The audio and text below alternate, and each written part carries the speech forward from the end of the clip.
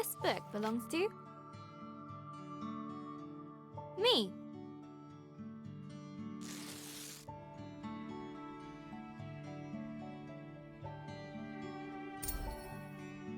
Hello, Journal. Is it okay if I call you that? It's a bit formal, I know, but we've only just met. Let me introduce myself.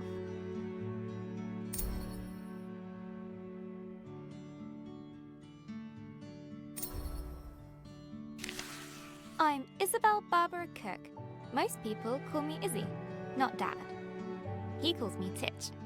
He's such a numpty head.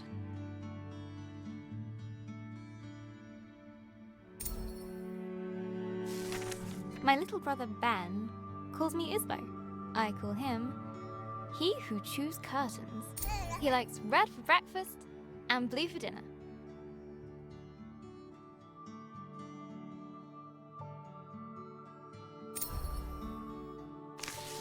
And then there's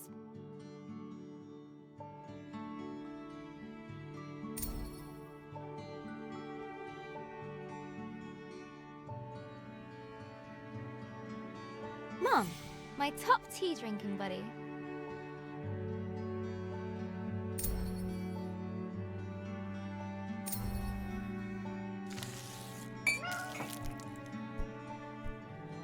Ah!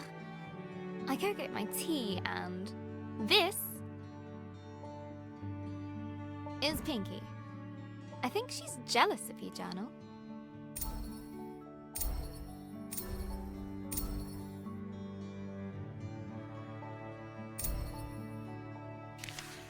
Today's my birthday. Dad made his best cake. Mum and Gran started the singing. Ben gurgled along. I blew out the candles.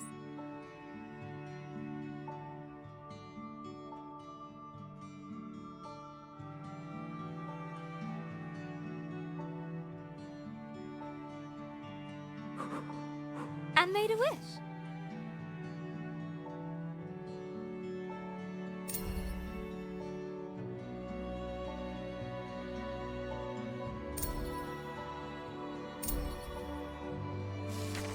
Since I was little, I've always dreamed of becoming a writer. This is where you come in, Journal.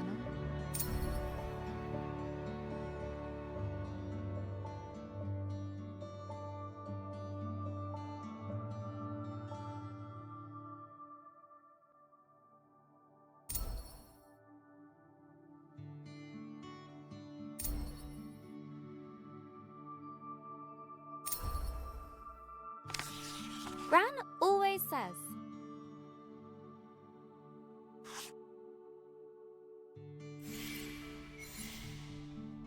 a writer writes. No one ever got anything just by wanting it. I guess that birthday wish was a waste then. Gran said writing is about exploring your thoughts. It helps you unlock your feelings.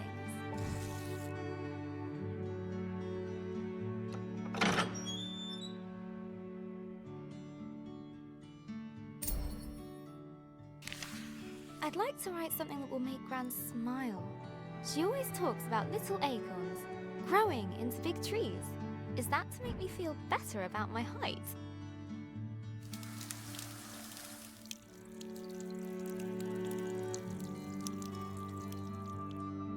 Or about my writing?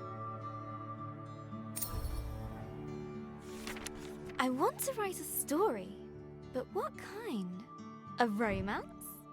Science fiction? A comedy? A drama?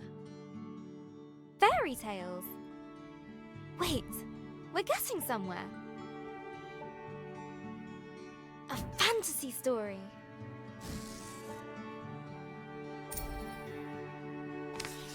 So, how do I start my fantasy story? Once upon a time. Ugh, no one said this would be easy. Again, from the top. Not so far away, in the land of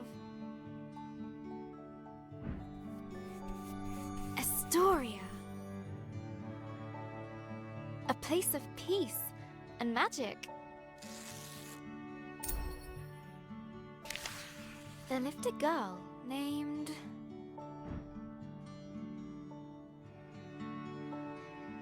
Grace. Everyone knew her by the bright color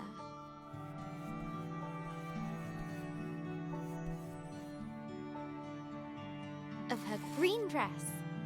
She was ready to begin her adventure.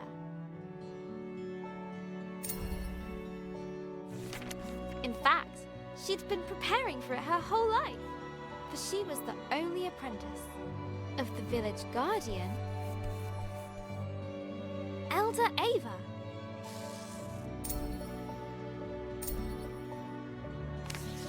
Everyone was very fond of Grace. Her heart was full of curiosity and compassion. The villagers agreed that no one was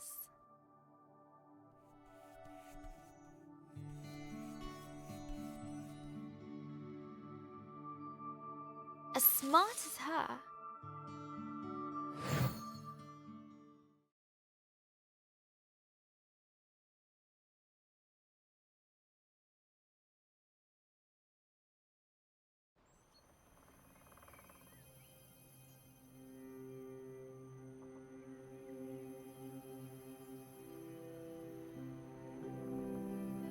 Not too far away, in the land of Astoria,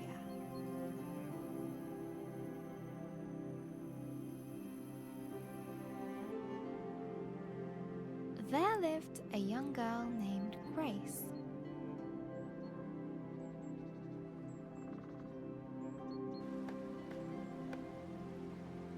She was smart and loved to study and learn new things.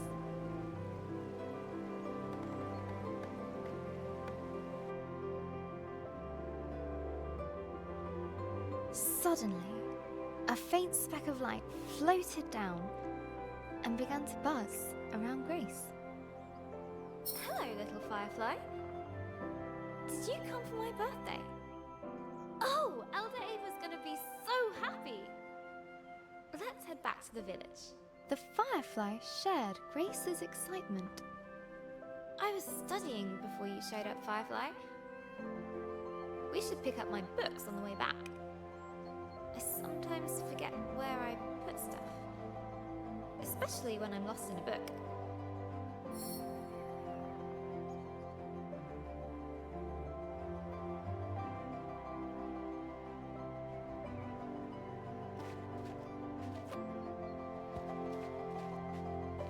This book was about a pirate queen. Such an exciting life. This one's about ancient lands. Maybe we'll go there, Firefly.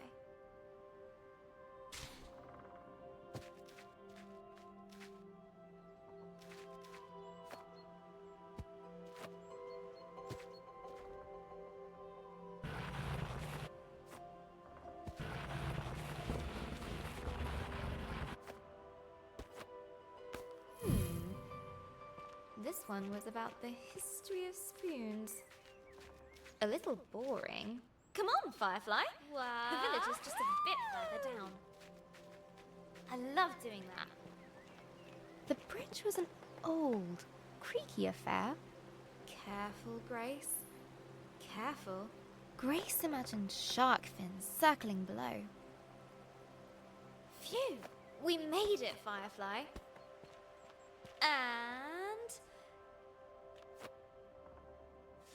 down!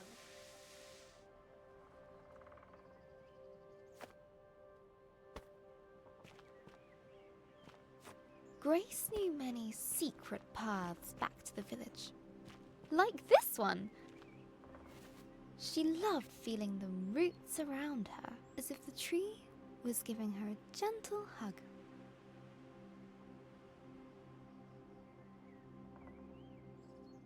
Nearly there, Firefly.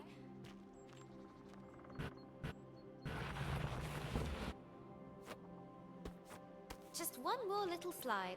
Here we go! Woohoo!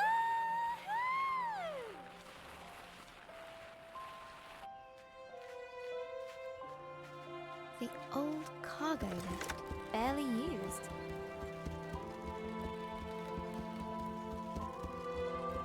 Her own secret entrance to the village above. Grace couldn't wait to learn more about fireflies.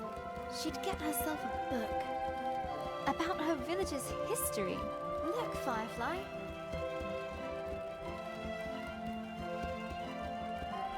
Home. The warm lights and enticing smells of Elder Ava's hut welcomed her.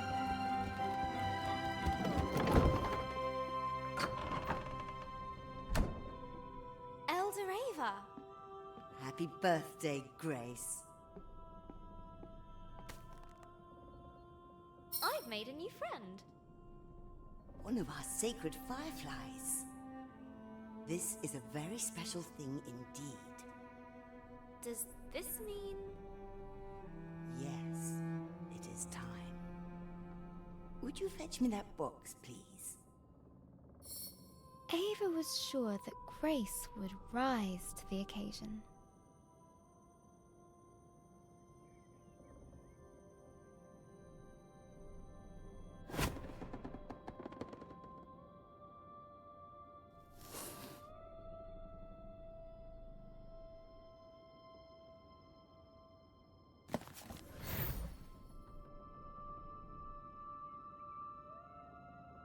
Go ahead, open it.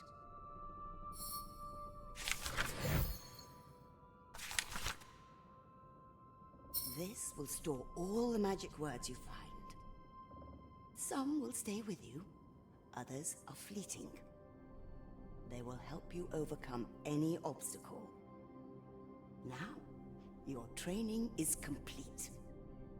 Congratulations, new Guardian of the Fireflies. Guardian? But that's you. Guardian in retirement now. You should head to the shrine tree for the other Firefly's blessing. I'll join you shortly, dear.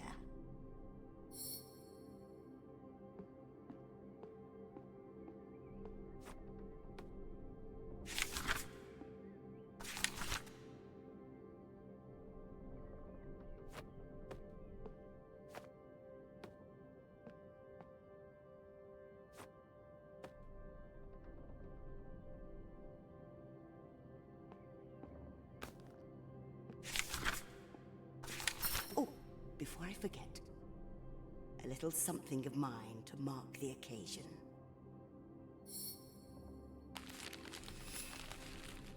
Elder Ava reached inside her pocket and handed Grace a gift. Ava's favorite pendant, set with a giant emerald. Now, off you go.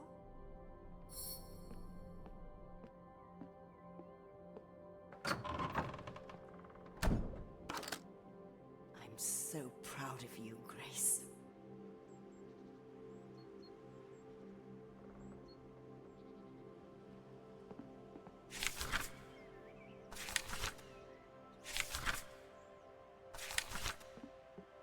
I can't wait to try out my magic book.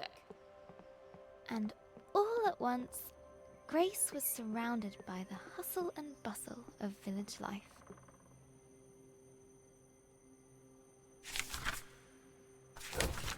Oh, how'd you do that? Wait a minute. She's got the power. She must Grace must be the new Firefly Guardian. Grace loved throwing stones over the rooftops, but not today. Then I've seen all morning. Today, the Firefly Shrine was Grace waiting. has the book. Missed. Go on! She looked over her bustling treetop village. I heard you had a bit of leaf mould. This was all she knew. Yeah, Elder Bassus gave me a poultice. Did it work? Cleared it right And it up. was home. Looks better than ever. Smell that! That's the scent of paradise. I can always use more paradise. Take 10. But inside, she was still curious. Hey, Grace! Happy birthday! No, you can't have a magic book. Good to see you, Grace. But Grace has one. But that's different. She's special. But you say I'm special. Careful, careful. No need to rush.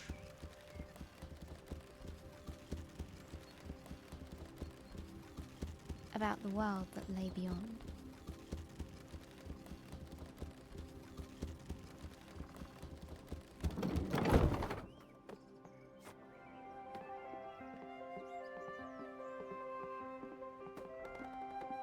The bridge swayed in the warm breeze. Its slats creaked with a gentle familiarity as Grace crossed it.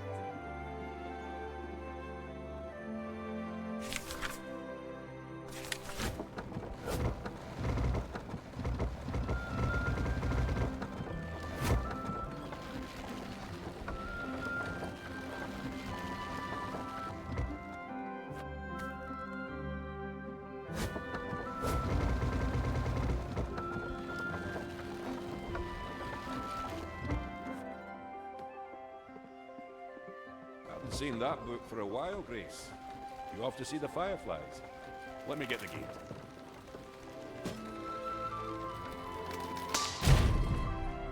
Ah! Blast!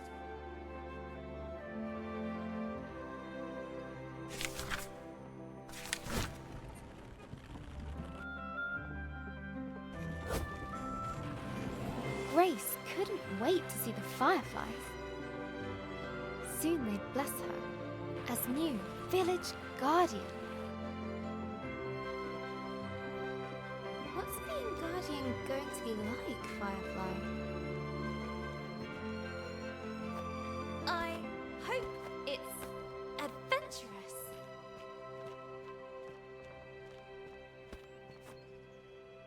Let's swing into adventure.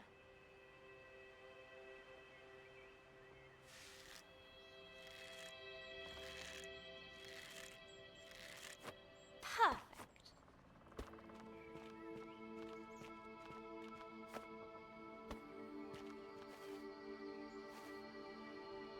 Grace crawled through the dank, dark tunnel.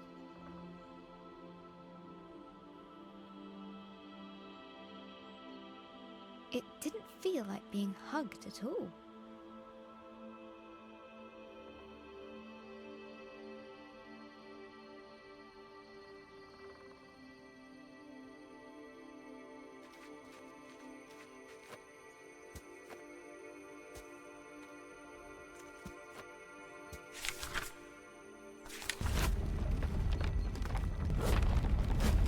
The rocky cliff face posed no challenge to her now.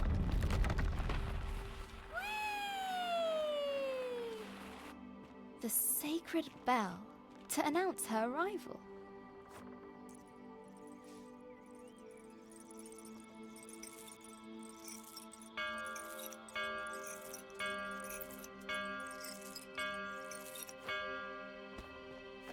At last, the tree was in sight, home to the fireflies, whose ancient energy kept the village safe from harm. Go on. Show them what you can do. Use your word magic to get to the fireflies. That's it. They're accepting their new guardian. At last, I can get a lion. Glowing light surrounded her, a timeless energy that birthed stars and forged suns. Now she was part of it, forever.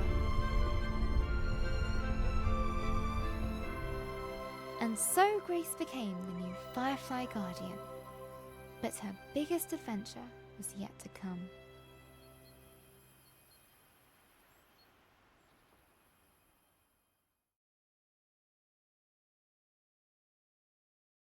Hello, Journal.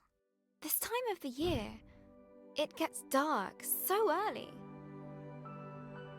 Like the day is just an accident, and the night is how the world really works. Stars and fireflies glowing in the dark. I've never actually seen a firefly. Do you think that matters, Journal? Glowing things are cool, especially in nature.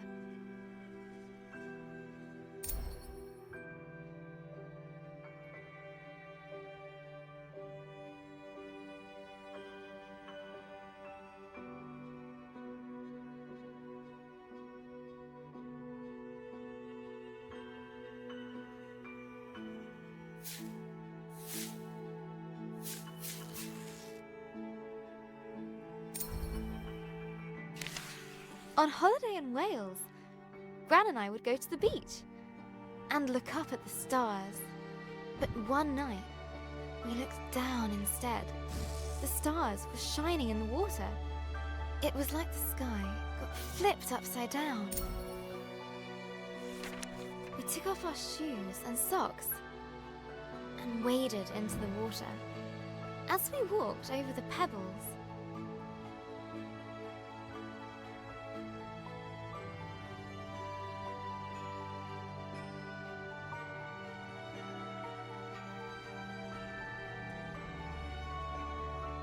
they glowed beneath our toes. Gran said it was called bioluminescence. Tiny plankton in the water being moved back and forth by the tide.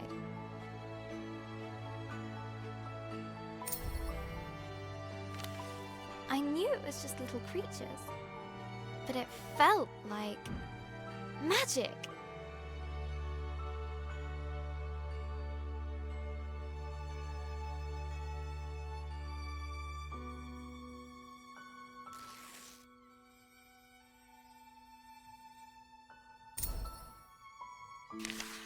I got up very early the next morning.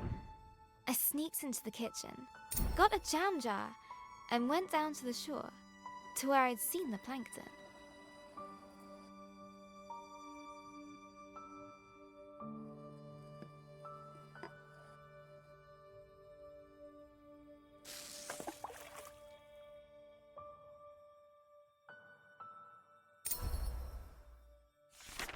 That evening, I was so excited. I carefully put the jar on my bedside table and waited for the night. But it didn't glow. I was devastated.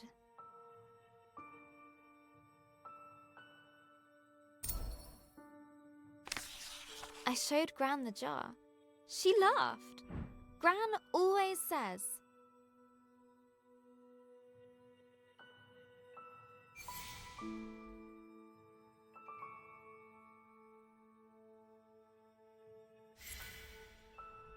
you can't put a cork in nature.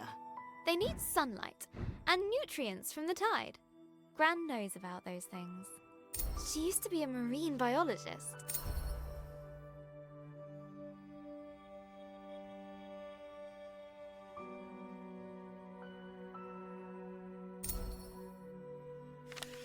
Gran bought some special algae that would grow at home. We spent the whole day planning it.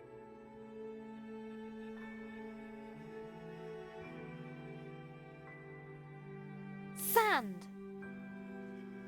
pebbles, glass stones, corals, a house, lights, water, company.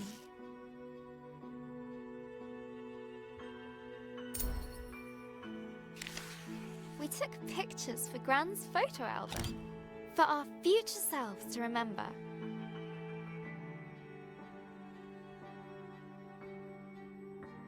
How the tank took ages to fill.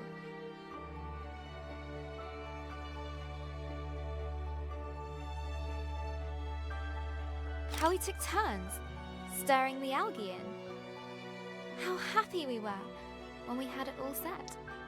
Just needs time to develop, said Gran.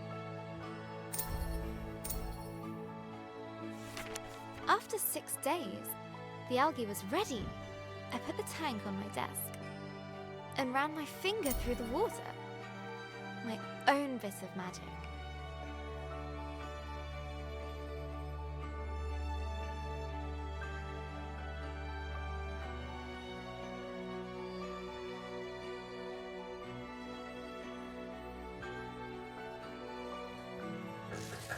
Izzy?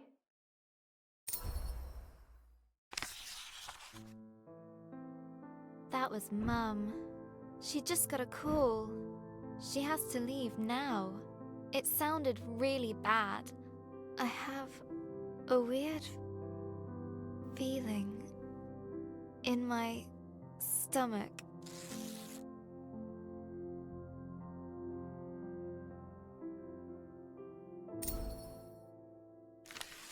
Something I don't know how to deal with. We just heard that Gran has had a stroke. I don't want to believe it. I can't lose her.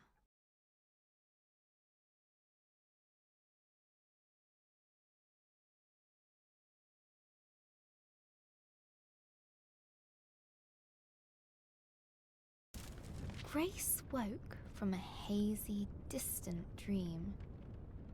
Something unnatural had stirred her from slumber.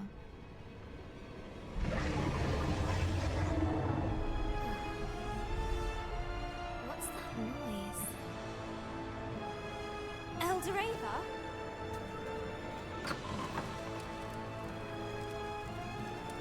Grace! A giant creature is attacking our village. Attacking? I thought the fireflies protected us. There must be something wrong.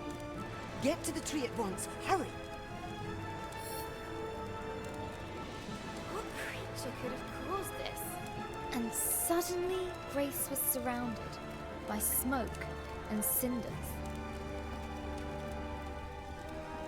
As she hurried past the crackling rooftops, her concern grew. Hey, Grace, you gotta hide. You can hide with us. Broken. The lift. No, there's no space. Okay, find your own hiding spot then. She looked at her burning treetop village. This was all she knew. This was home.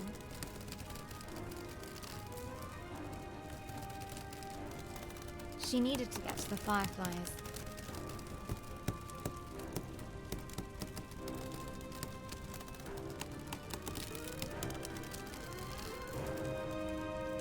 She needed to keep everyone safe.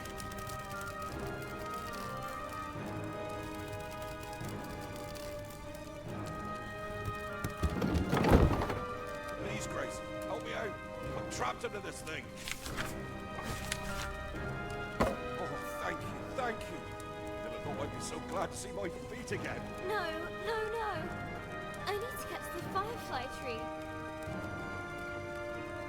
The bridge was beyond repair.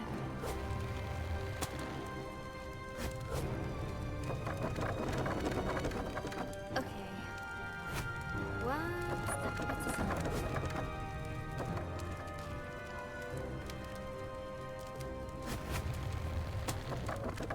The bridge was beyond repair. One step at a time.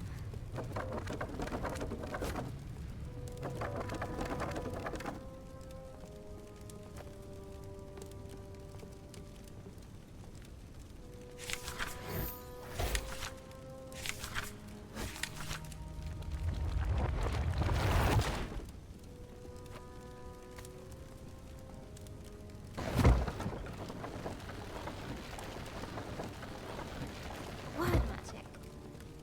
Yeah.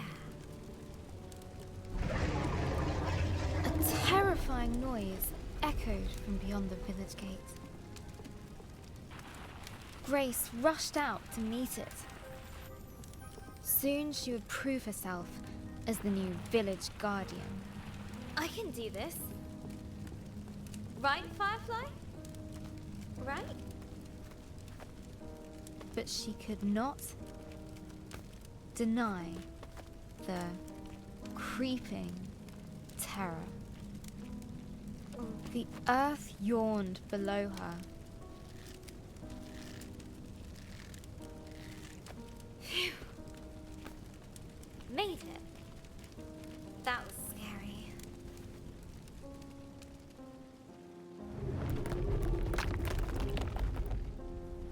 This tree did not comfort her.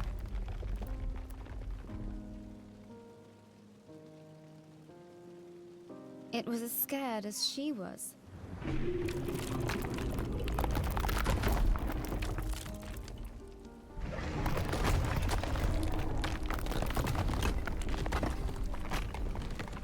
With nobody around to extinguish them, fires burned out of control.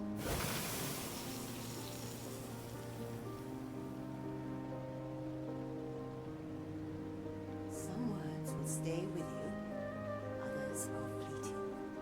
A strange blaze crackled ahead. Is that fire? I've never seen a flame like that before.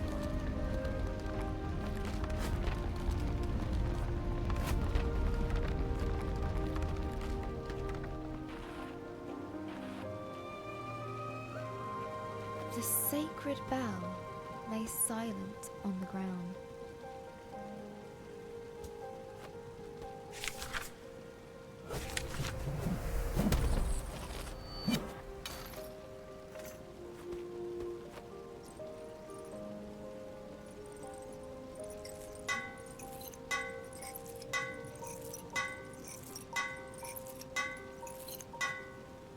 Nearly there. Oh no. No, no, no. Where are the other fireflies?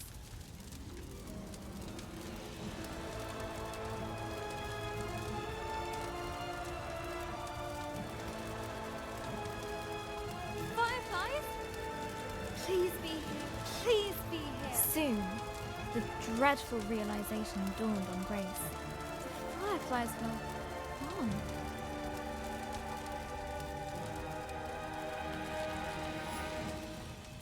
A new determination rose in her. She would find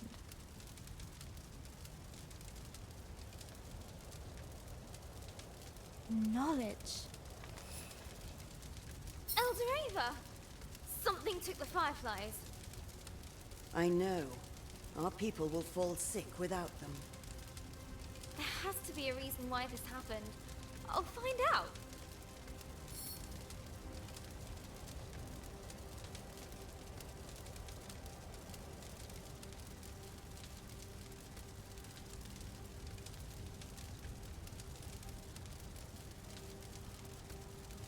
I'll be back with answers.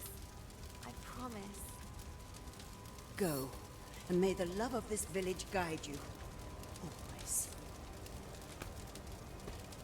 Grace took a deep breath. She knew what she had to do. She would find answers, one way or another.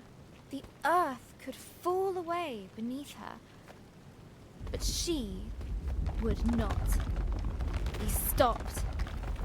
This was further than she'd ever been before. And yet it was exhilarating, wondrous, and terrifying. Fear was at her side, and hope in her heart. But things were about to get worse. Much, much worse. Is that a dragon? It's big. But Grace would not slow down. Not for crumbling paths.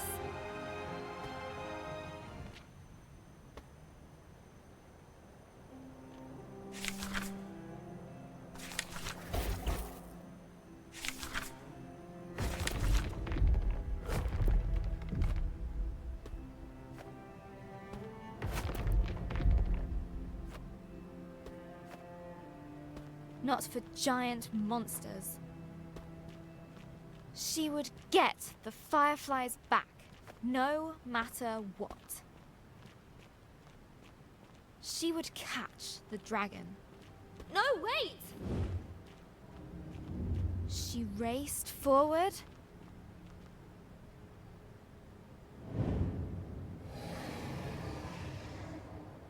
And leapt.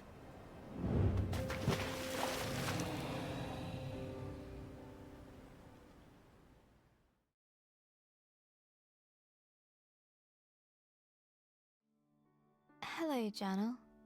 We went to see Gran today. In the hospital.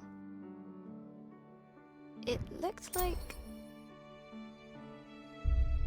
a big grey fortress.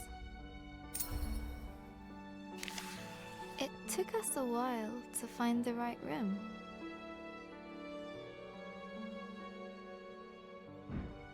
Dad let me open the door.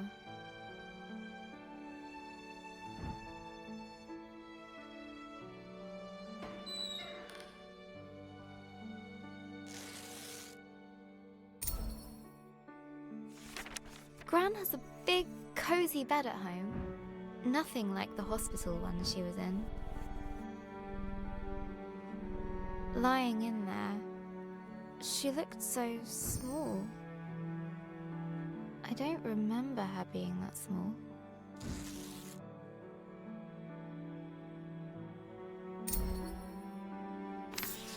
Gran's eyes were open, but she struggled to...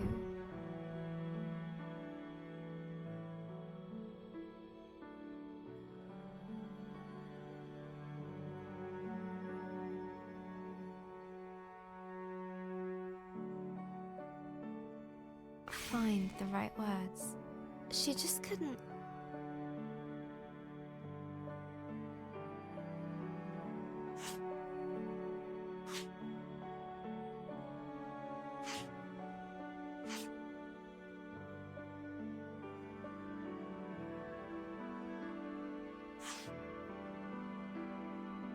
Speak properly. The doctor said it was called dysphasia. It was caused by the stroke. She's usually so talkative, but now she kept stopping.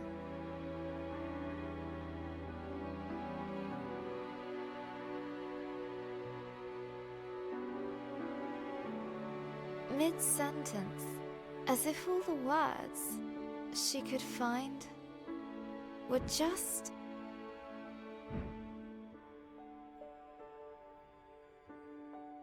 out of reach. I could see it really frustrating her. And then Gran started coughing. They put an oxygen mask on her. I told her she looked like Darth Gran.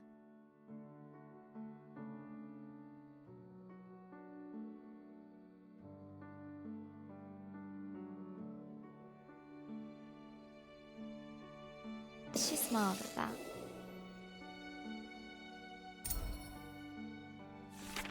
That reminds me of Gran telling me how she took Mum to the cinema.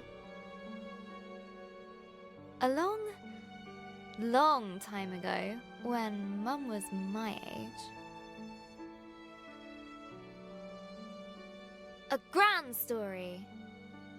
Gran and Mum went to see my favourite movie. Mum fell asleep, but Gran fell in love with it. When I was little, Gran would show it to me. On a battered video cassette, Gran would laugh at the robots and guess a funny smile.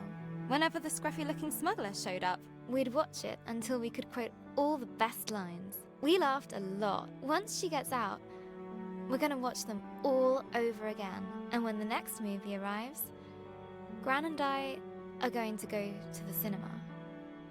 Together.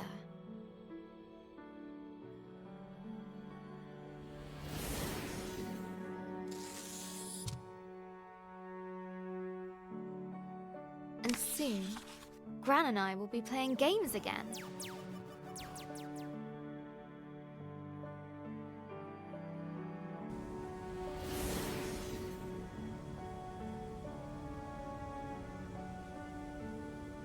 I can't wait! This time I'll beat all her high scores. For sure.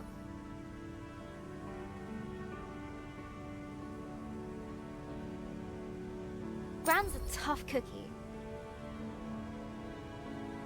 In video games, and everywhere else. I heard Mum crying in her room.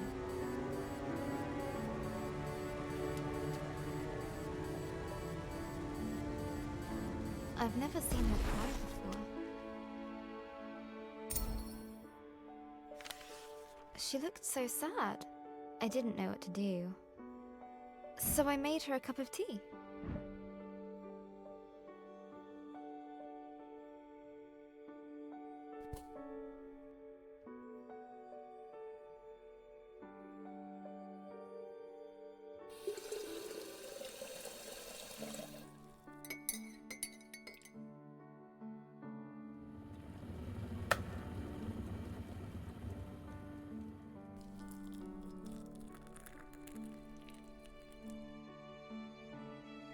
Just like Gran's, she said.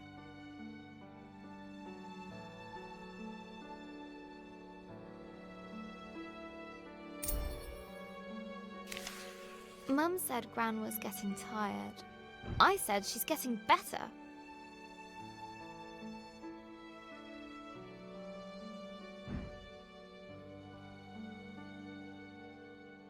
Mum said she felt helpless. I said she was just sleepy. Mum said Gran's going to... I said she's going to be fine. Everything is going to be fine. All you need is a leap of faith. Will Gran still be Gran after this? Of course. She'll be fine. Fine! Gran is going to get better, right? I made her smile.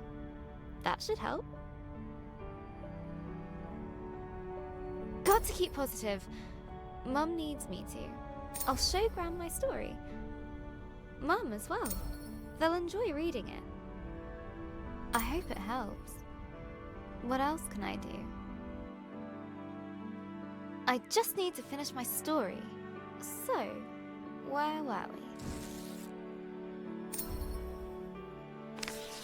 After the dragon attacked the village, Grace set out in search of answers, leaving Elder Ava and her village behind. Her journey took her to a vast desert with a guardian who guards it because it is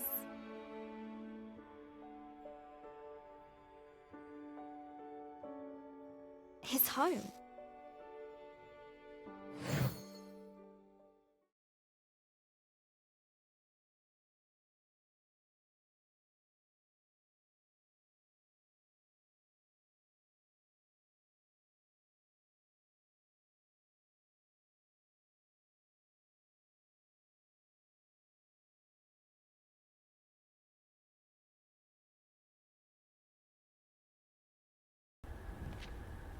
Grace had pursued the dragon far, far from home.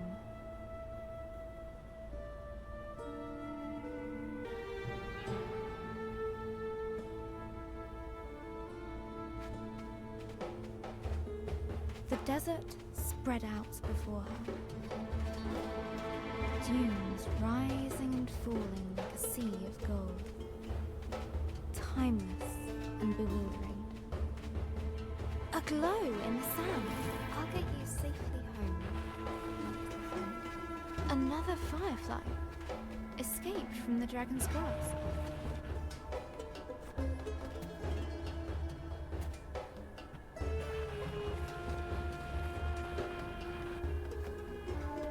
Hey there, little one.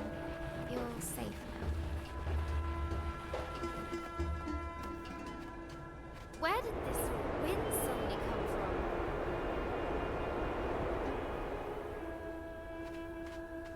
There was something very unnatural about it. Woohoo!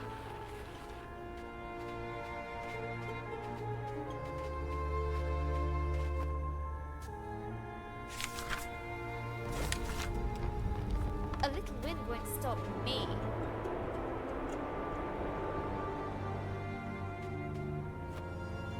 Can't close mouth. Hold on, fireflies. Hold on.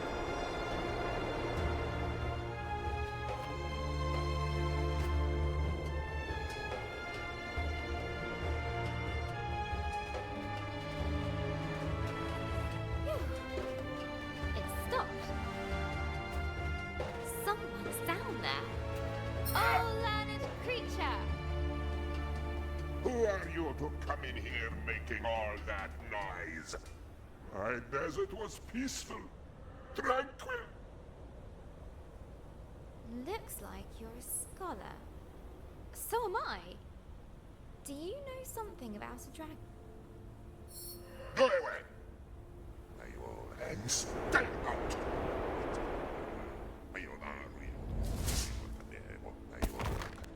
But Grace's will would not break that easily. Hey! Come back here!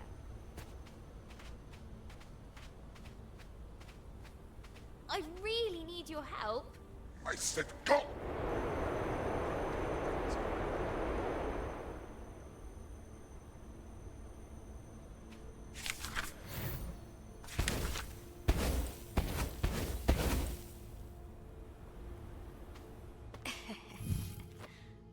Surprise!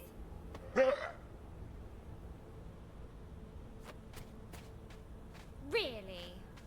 Who does that big bag of wind think he is? Look, whoever you are, Go away! I can't. I have to find the... Go away!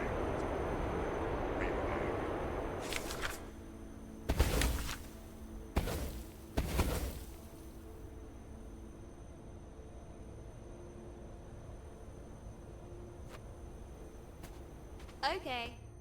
See ya.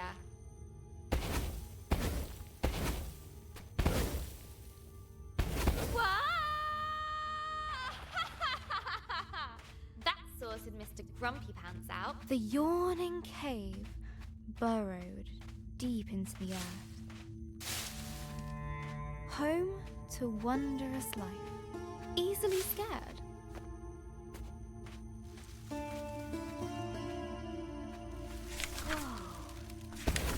This place is huge.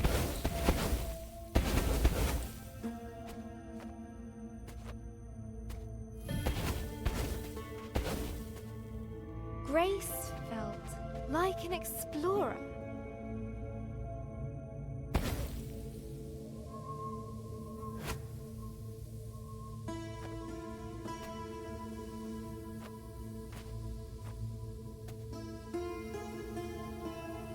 Uncovering the unknown, far below the rolling dunes. I wonder what used to be down here. Maybe sand-swimming desert pirates? Or one-eyed troglodytes? I hope not.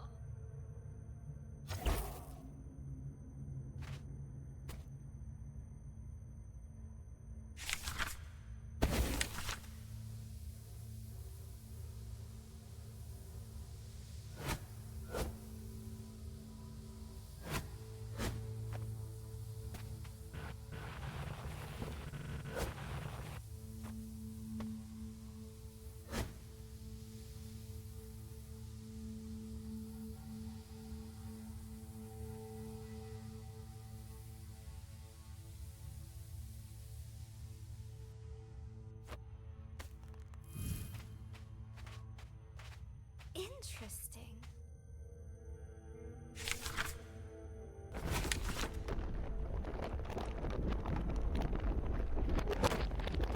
Deep under the desert sands, Grace found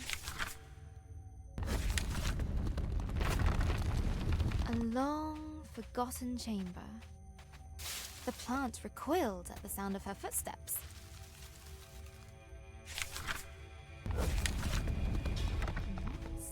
broken remains of greatness past.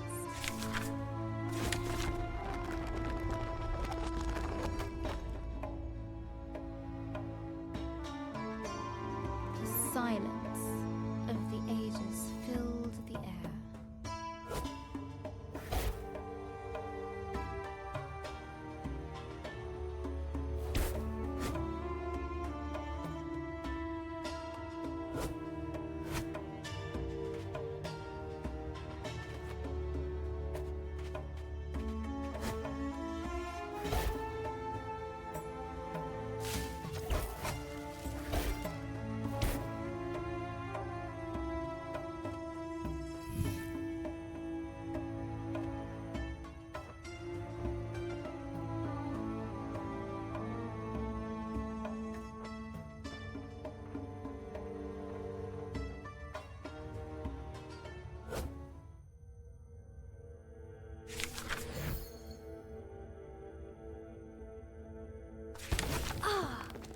Fresh air!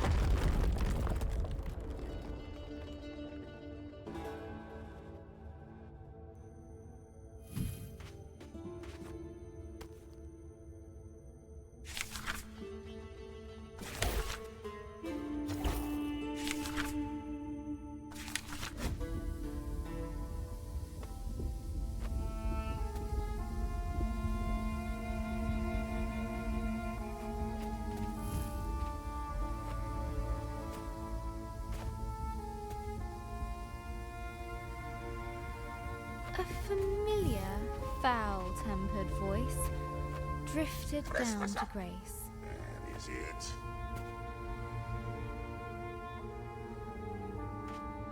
Berengas, then wait for an invite. Rude.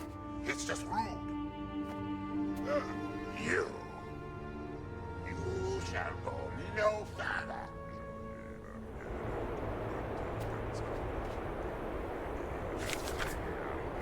Oh, please shut up. Ha! Word magic.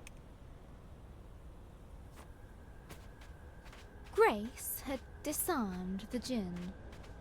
His fury was great. Fortunately, his voice was very, very small. But the Desert Guardian would not let it rest.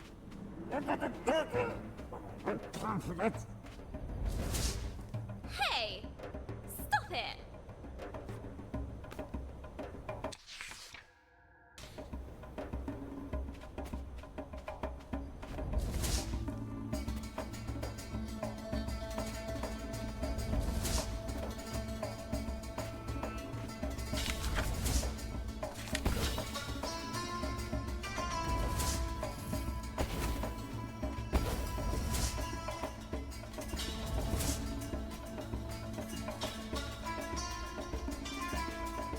I need to find the dragon! Don't you get that? I really don't have time for this.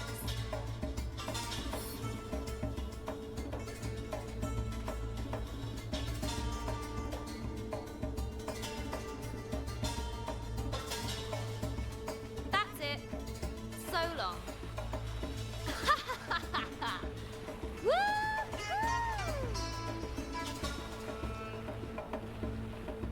Well, we got rid of Sulky Boots again.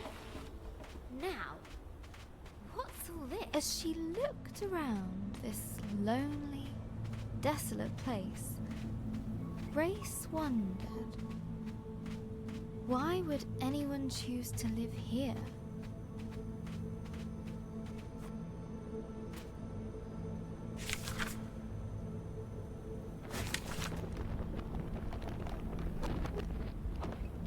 There had been people here, once upon a time.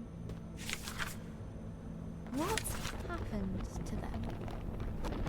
Who were they?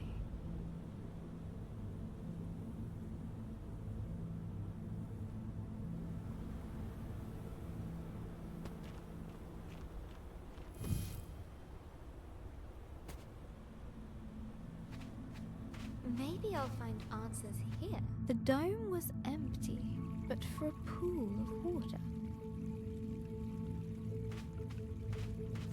an inviting place to rest.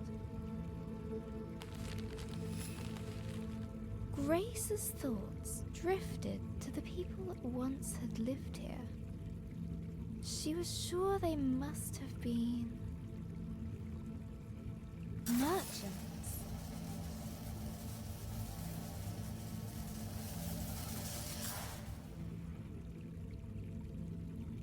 A distant roar roused Grace from her thoughts.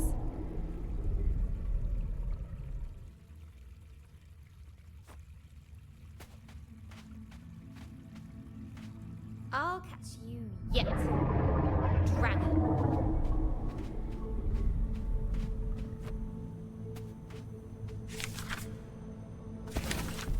The ancient statues toppled before Grace.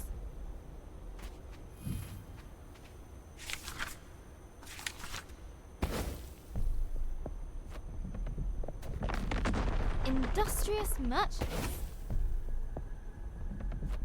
Architects of prosperity. Fall before me.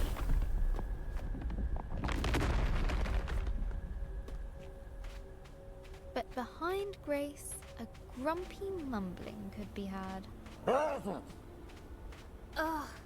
him again. Let's move.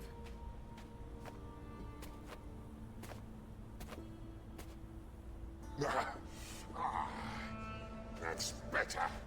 I do the magic around here. You go away. Why won't The you listen? Desert Guardian was frantically looking for Grace. Stop hiding from me. He would surely find her eventually.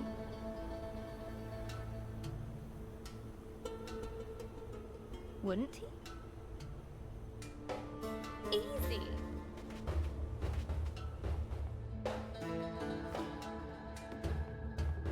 Despite the darkness, Grace's hope guided her.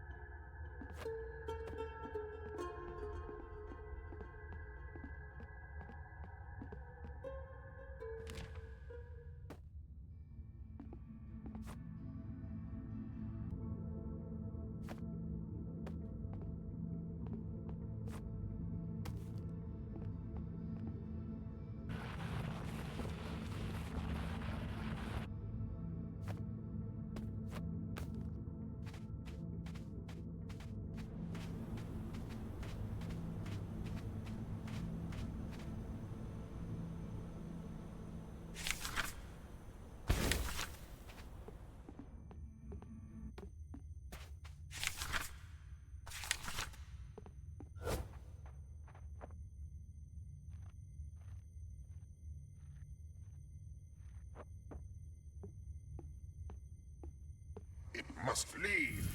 It must. They mustn't know. Well, now I'm curious.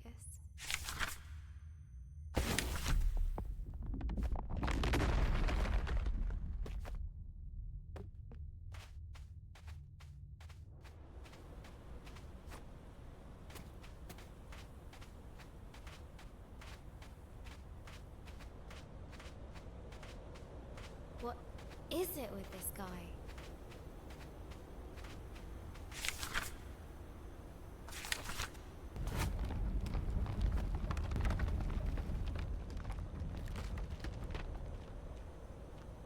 They must see. No, no, no, no. What has you so worked up? old windbag. The past. The past. It stays hidden. It must.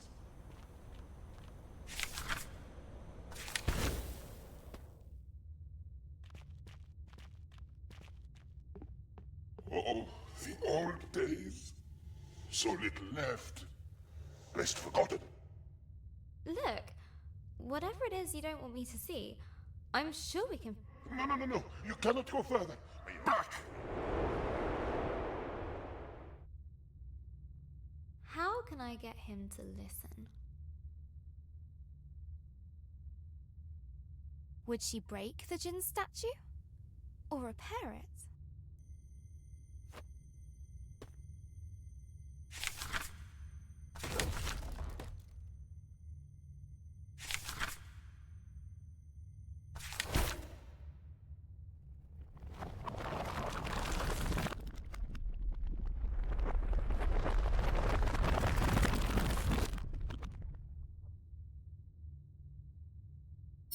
Human creature.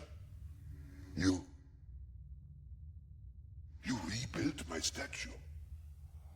Why? You weren't listening, but you look calmer now. I do not understand. Why show pity to me? I did nothing to aid you. Everyone deserves a second chance. Or a 10th. What's happened here? What did you do? I failed. More than 10 times. Let me show you.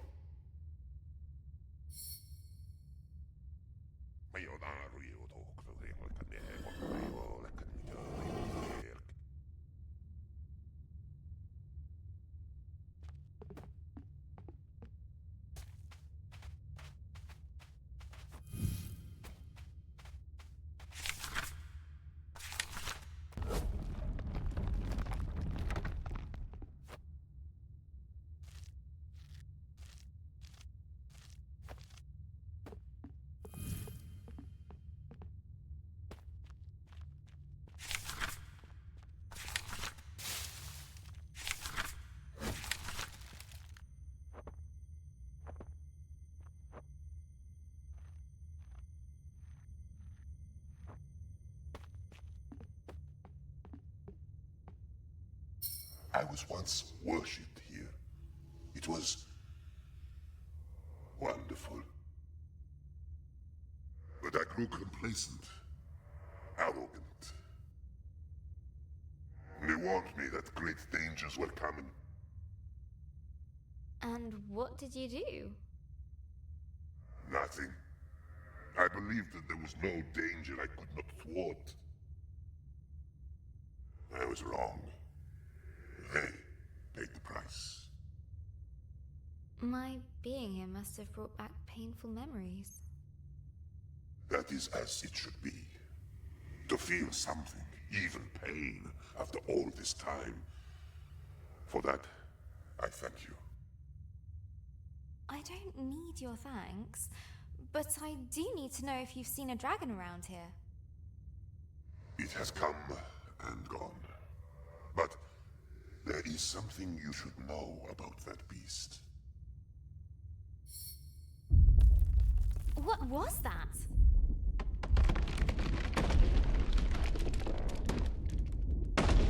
Hold on! Fall softly, my friend. Knowledge will be yours in time. Use it more wisely than I did.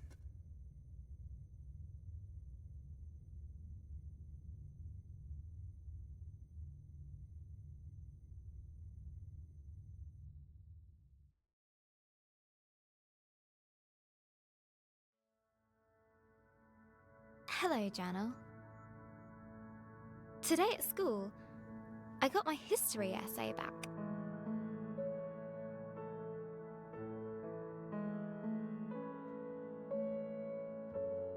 I wrote about Vikings. I love Vikings. Mr. Collins didn't like it. I won't be showing this to Mum.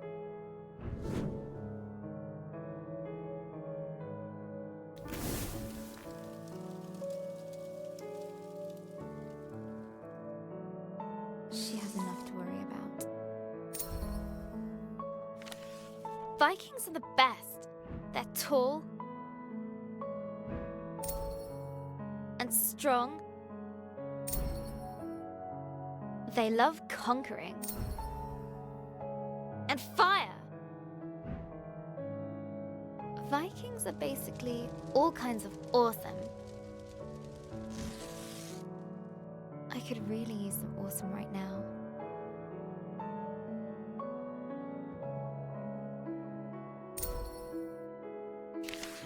I got her old photo album out.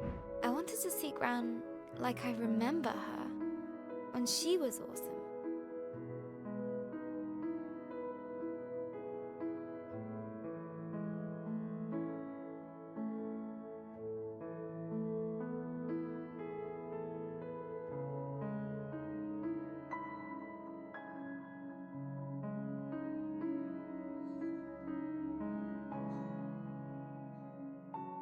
But every time I close my eyes,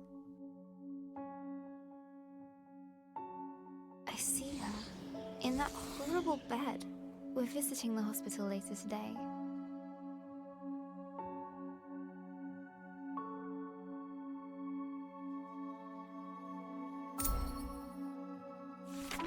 When we arrived, Gran was asleep. Her skin looked so thin, almost see-through, like tissue paper. She was Gran-shaped, but empty. I mean, that's silly, right, Journal? It's just Gran. But somehow it isn't. It's not her!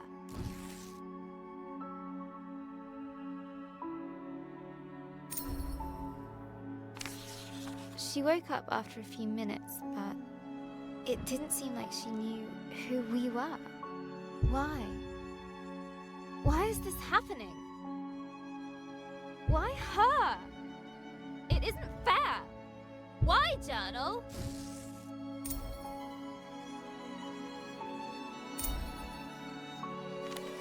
Gran still can't speak properly. It's so cruel. She can't tell us anything. Like what she wants to eat? Or how she feels?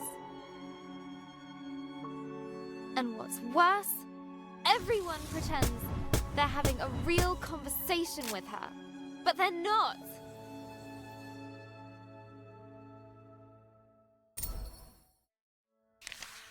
You're doing fine, Barbara, the doctor said to her. You just need some time.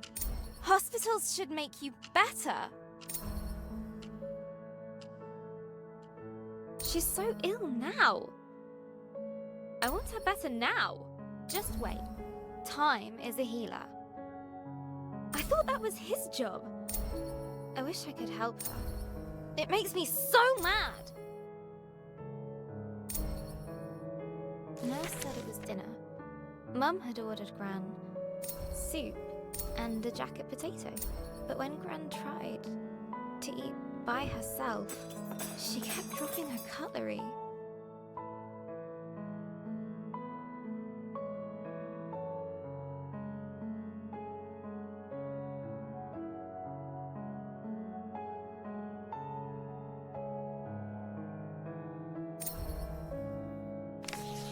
Then I noticed Mum had ordered her mushroom soup. Mushroom! Gran calls them nature's bogies.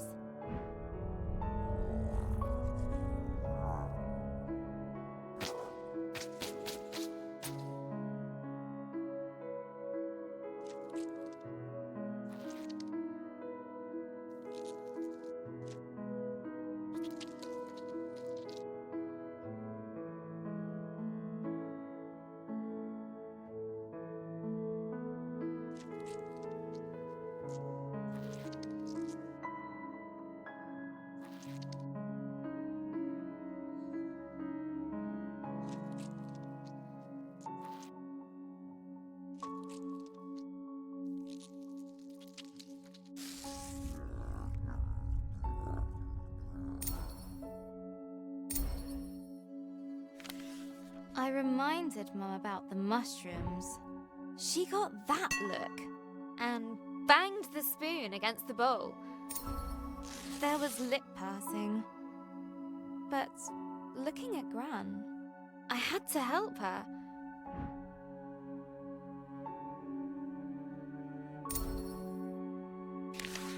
I still had some loose change, so I ran down to the entrance hall, where I'd seen a vending machine on the way in.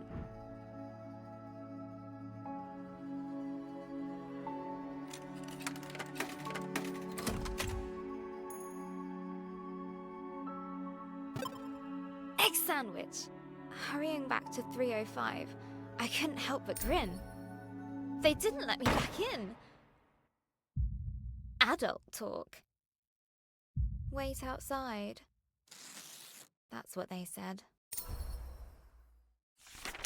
So I waited on a bench until Mum came out the room.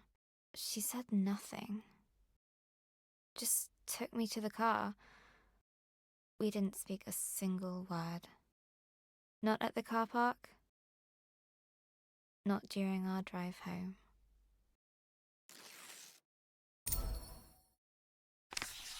Dad had made pies for tea. I just wasn't hungry. Dad said I needed to eat. I said if Granny wasn't going to eat. I slammed the door really loudly and flumped onto my bed. I still had the egg sandwich.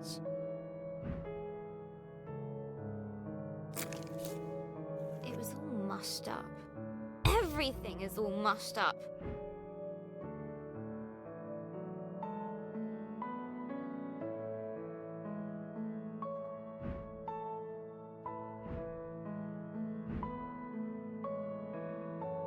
Dad is mean. Mum doesn't care. And Pie is stupid. Maybe I should just try to write my story. Let's see. Last time, Grace was plunging down into the dark below, but the Djinn's spell slowed her fall. Down and down she went, tumbling, helpless. Then and there, Grace started to scream, but the darkness didn't care.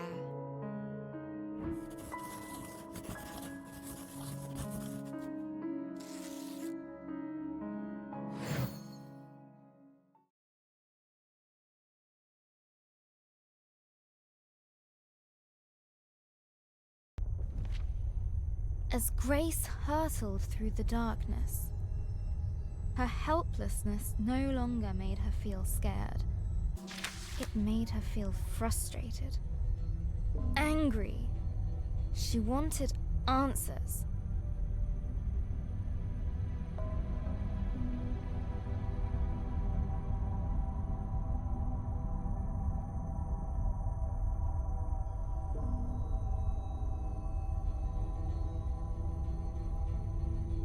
The Djinn's magic gently released her into the unknown. Now where am I?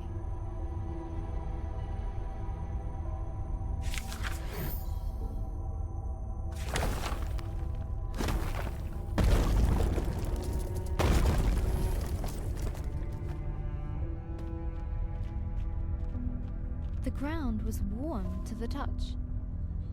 At least it's quiet now. Just my luck. And what's that? Molten stone. She'd seen nothing like this in her forest home. I really miss my nook.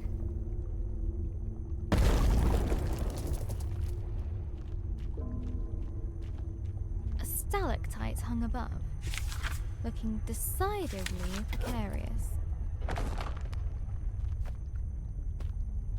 None of this seems welcoming. None at all.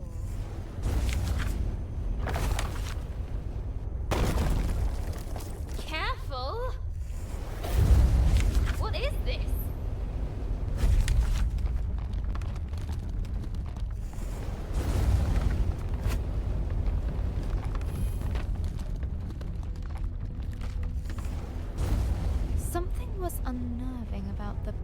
pendulous nature of the ceiling. I knew it! I knew it! I knew it!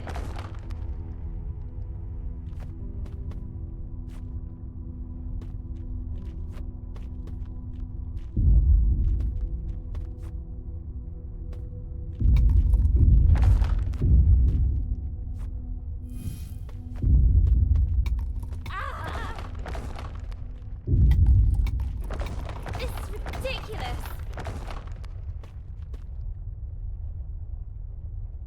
I need to find whatever is causing this and stop it, or I'll be smushed.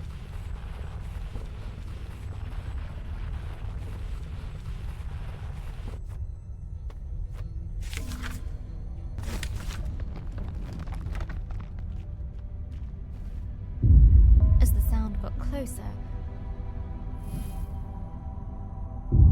Grace realized she would soon face its maker.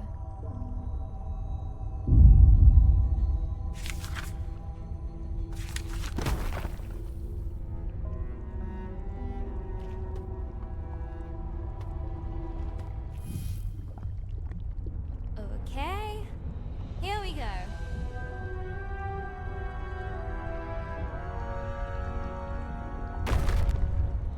Fire and flame wrapped her form.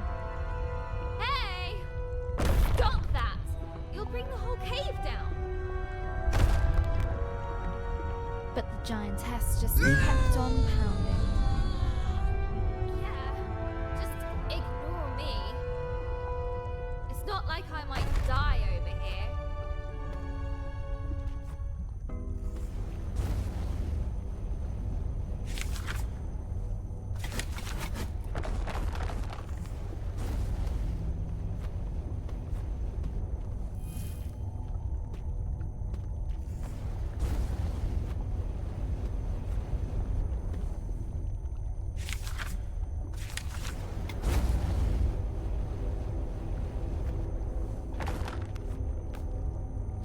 The lava gently bubbled, as if to mock her lack of progress.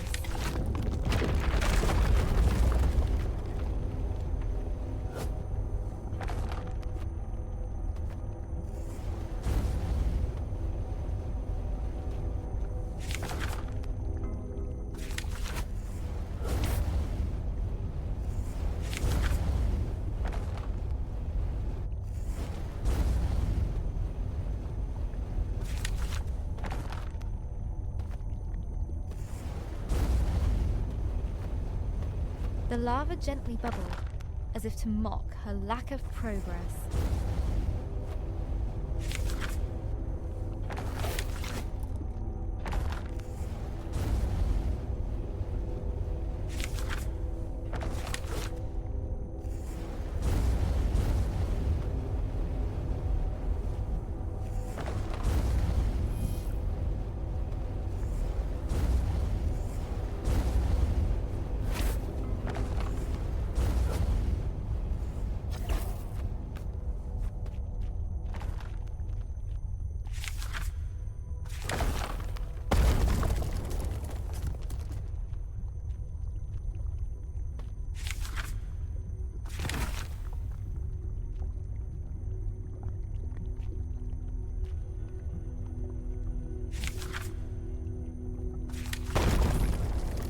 I needed that. Boom!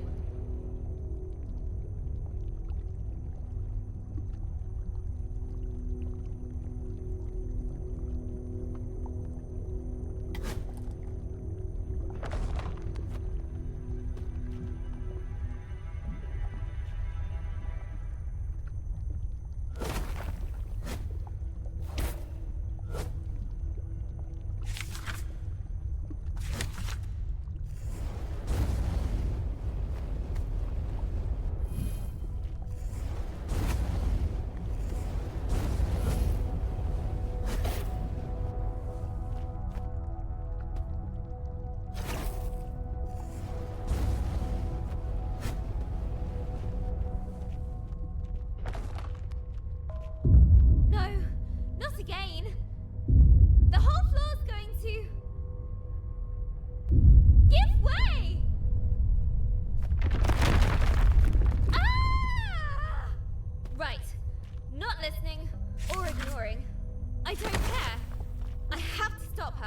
Inside Grace was a white-hot rage.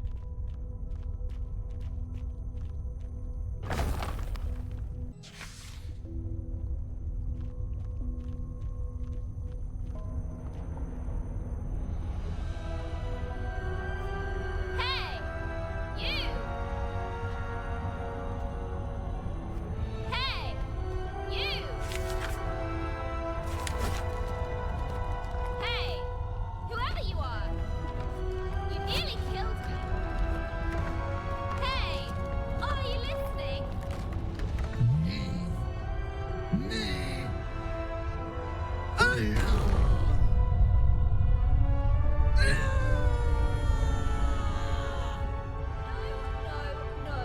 No. That's not fair. What is wrong with you?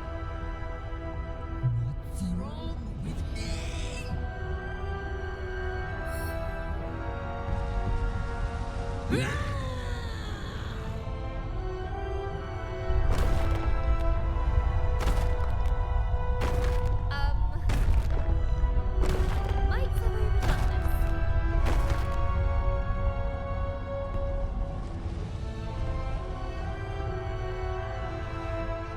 I really need to get out of here.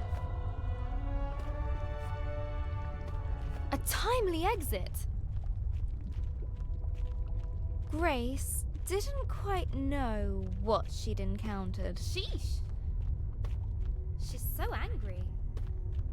The thought stuck with Grace. What's wrong with her, I wonder? Whew.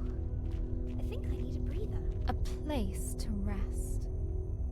Grace was beginning to feel the burn of loneliness.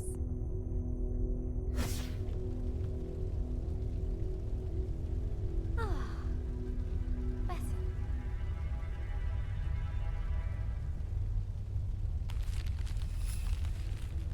Grace's thoughts drifted back to the burning giantess.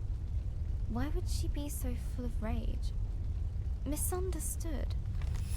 She smashes stuff because no one understands her. I get that.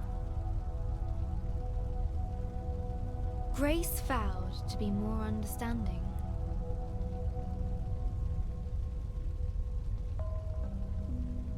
If they met again.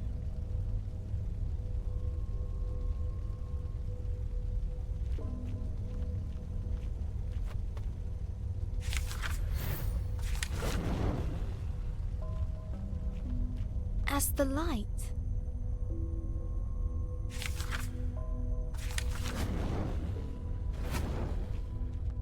pushed back the darkness, a heaviness lifted from her heart.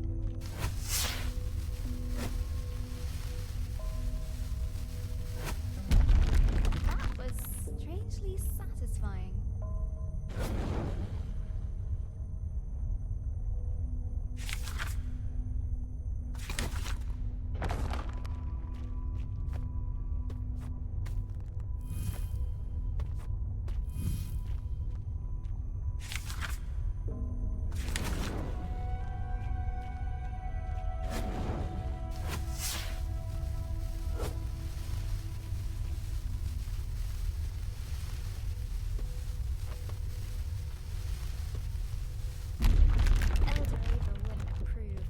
But I don't care.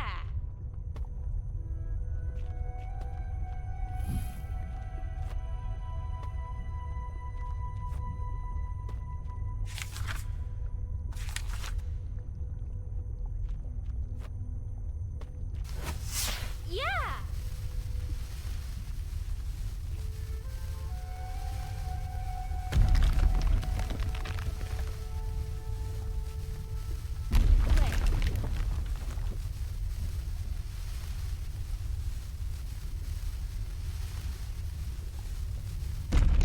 Oh no.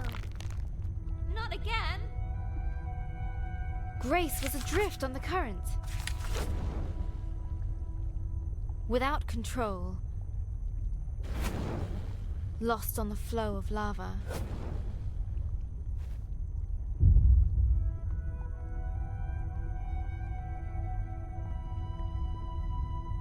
It would take her where it wished.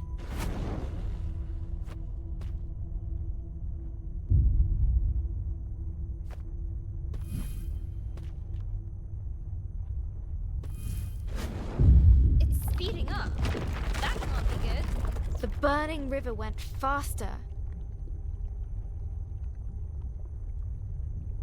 And faster.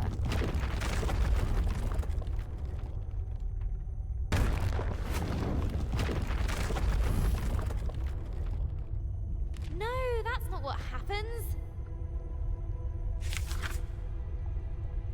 Grace was adrift on the current. Without control. Lost on the flow of lava.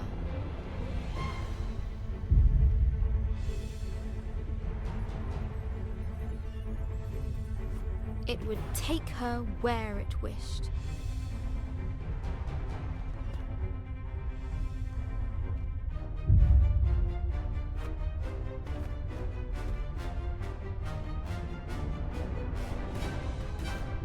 It's speeding up. That can't be good. The burning river went faster. And faster.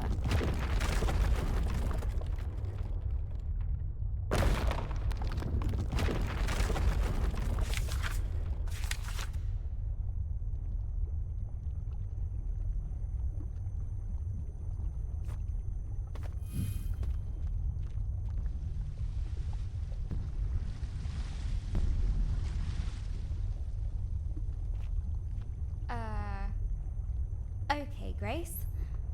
Remember, empathy. You again. She isn't listening. Run, Grace, run!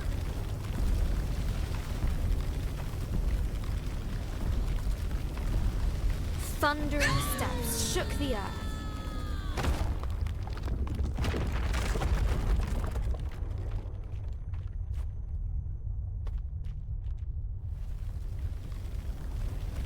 Where is she?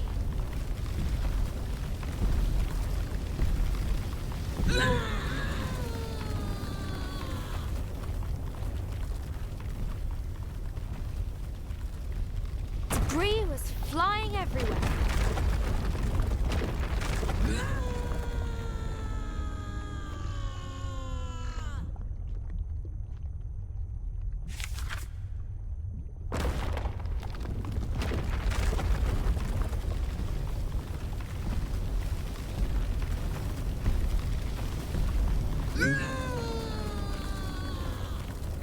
Sunlight.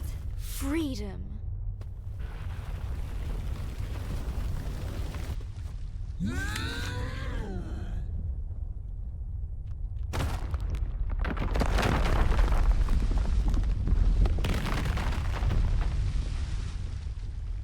Now look what you've done. You look. We're trapped and it's all your fault. I hate this place and I hate you. I hate you. Her anger consumed itself.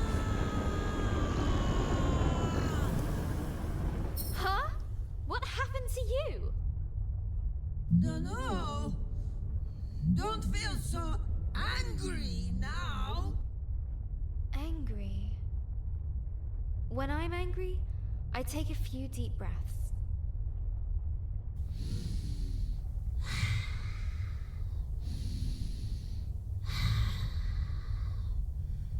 Yes. Helps. As her anger left, it brought a change.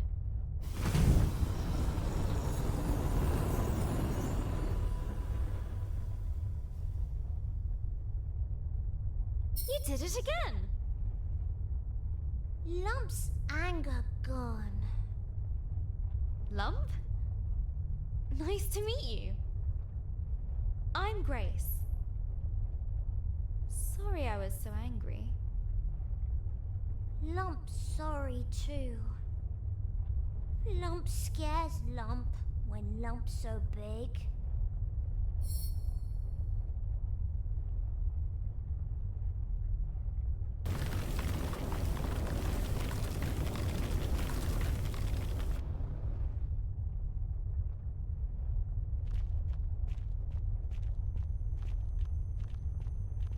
I'm looking for a dragon. Have you seen it? What? Dragon? I'll show you. But first, we need to get out of here.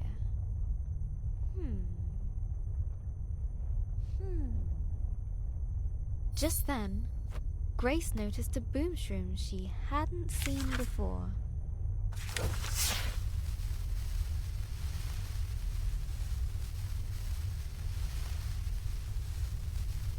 We did it!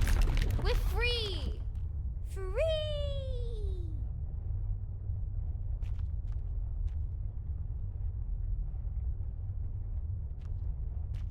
Lump! You coming? Lump likes Grace.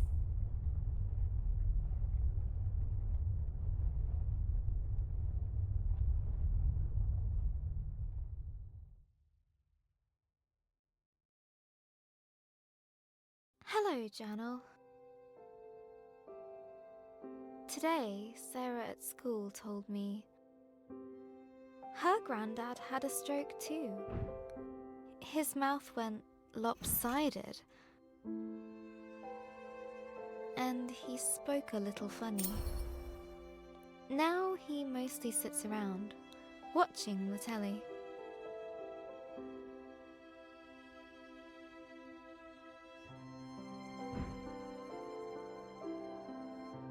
I don't think Gran would enjoy that.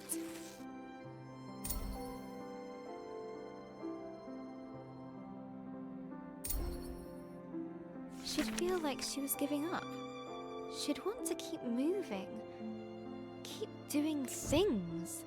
Gran always says.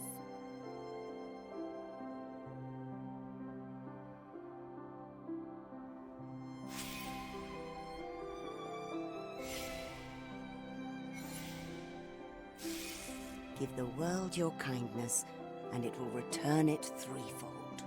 The more positive energy and kindness you give the world, the more you get back. When Mr. Parry's lawn got too high, Gran cut it for him. For the community centre meals, she baked cakes.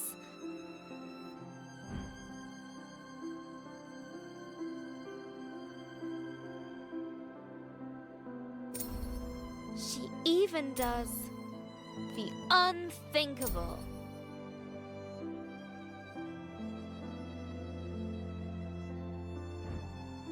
She changed Ben's smelly nappies. We could do with kindness right now. Someone better step up.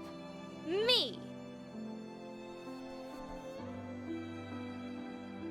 Starting with bringing world peace? Cooking for the elderly? Cutting Mr. Parry's lawn?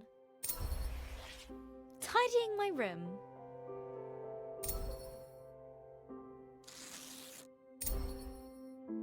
Bringing order to chaos? A mighty struggle needs a suitable tagline. It's tidying time.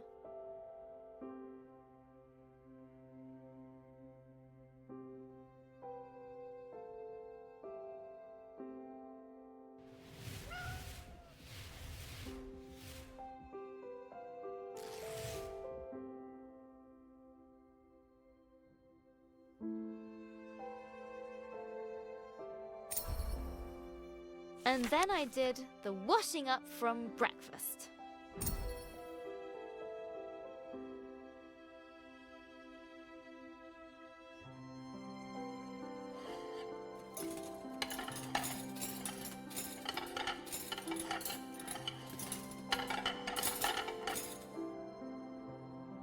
Dad said.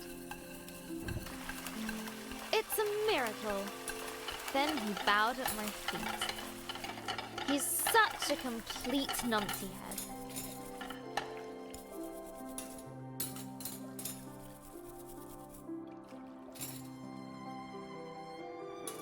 But it made Mum laugh. And when we got to the hospital later, Gran was sitting in a chair and looking out the window. She was smiling. So all the things I've been doing have been working. I just have to do more. There was kale for tea, which is a kind of vegetable torture, but I told myself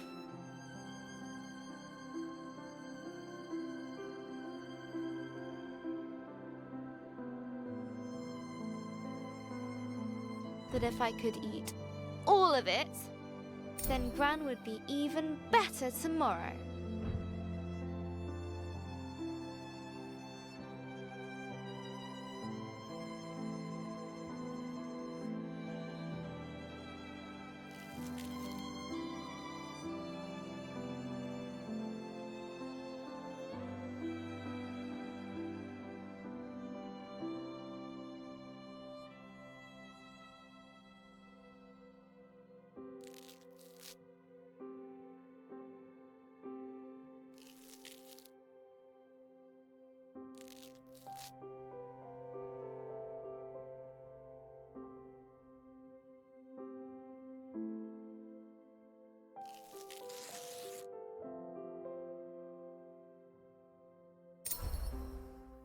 I am on fire today. I ran up the stairs, 2 at a time, just to top things up. Pinky was very impressed and slept on my feet all night.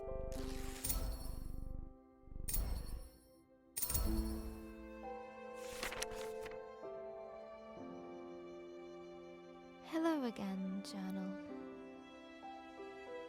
I couldn't sleep. I guess I felt a bit silly. I mean, who cares if I eat my kale? Well, Dad, maybe? But does any of this really make a difference? It's just, if there's a sliver of a chance, it actually does. I want to believe in it.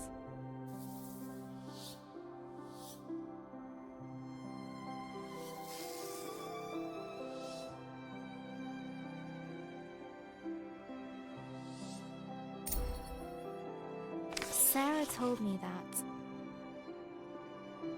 when her granddad was sick, she used to pray. I don't exactly know how that works, but best to hedge my bets. Please.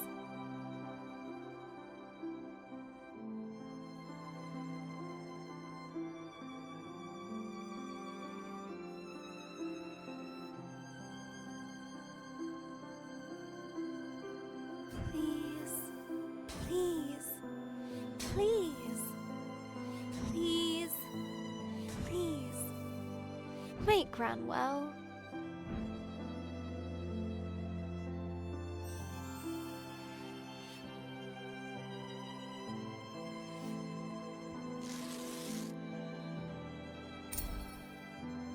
Sarah's family are pretty religious.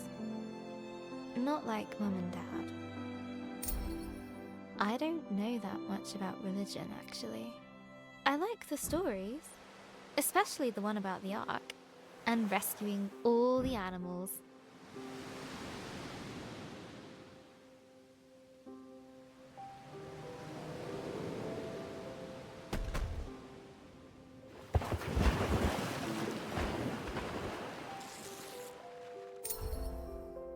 Gran was raised Catholic, but I never really heard her talk about God, apart from...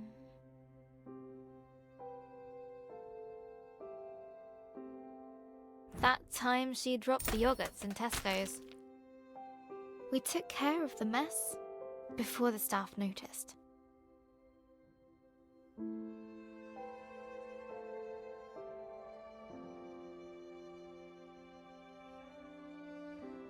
Gran even offered to pay for them. I asked her once. She said, if there is a God, they're in our actions.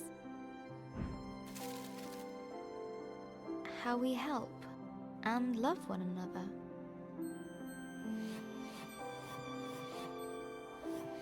Seems right to me. So what should I do?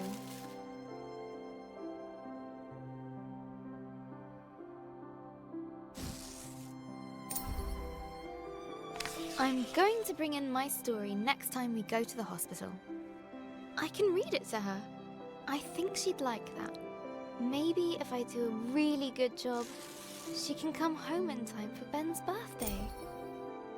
But first, I need to get on with the story. Having escaped the flaming caves, Lump and Grace ventured into a tenebrous forest. Writing Lump is going to be fun. But if she's not so angry anymore, she might need another character flaw. Maybe uncontrollable cravings for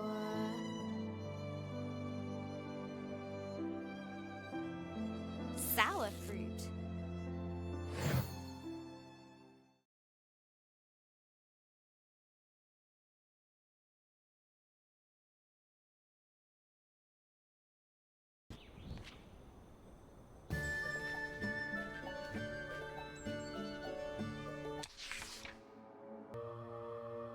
Gentle sunlight streamed across their faces. Sun! I missed you. Oh, Skyfire is warm. Like Lump.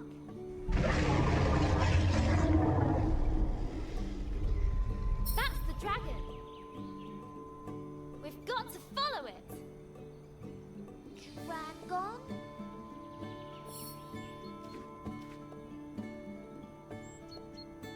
We need to follow it. Let's go, Lump. Lump no likes follow anything that goes "Rah!"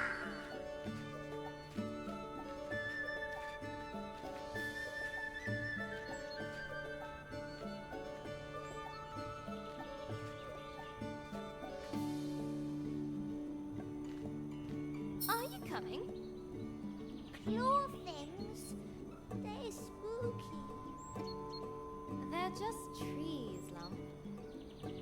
Back home, we know has them.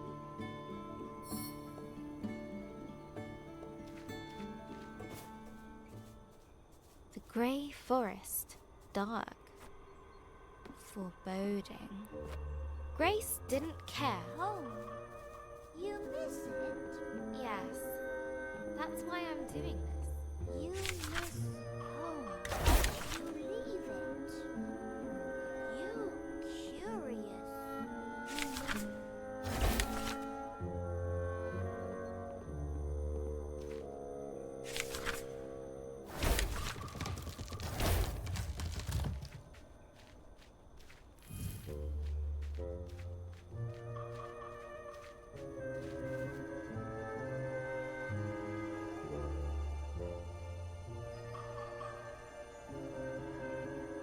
I had to. That dragon is up to no good. I need to find out what it's up to.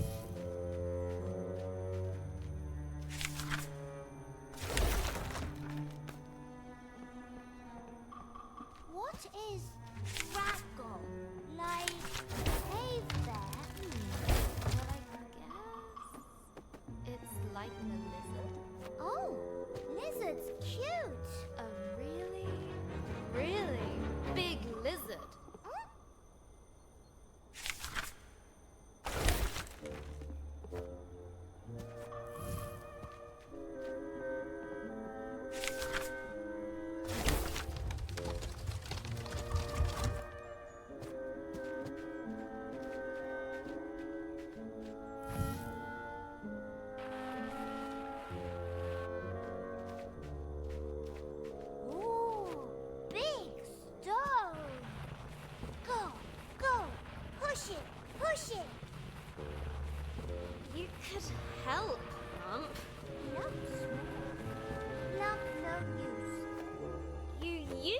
a lot bigger.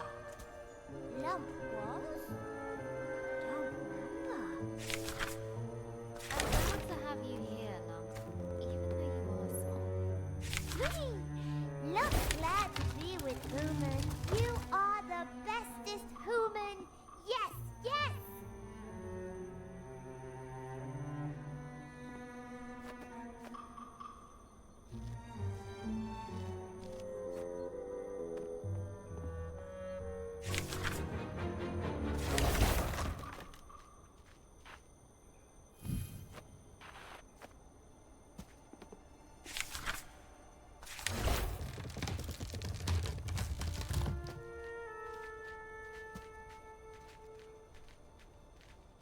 Grace couldn't help but smile at Lump's silliness. Her fiery friend was finding a place near and dear to her heart. Suddenly, a strange sour smell cut through the air. Lump noses that smell. What is it, Lump?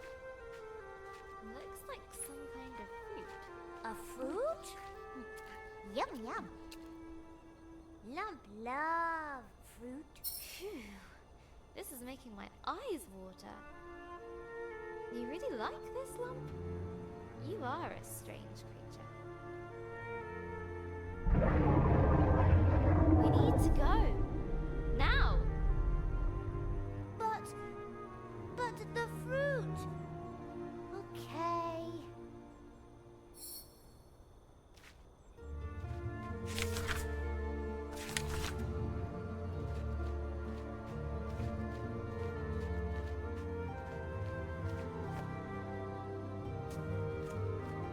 Shadows deepened in the ravaged forest.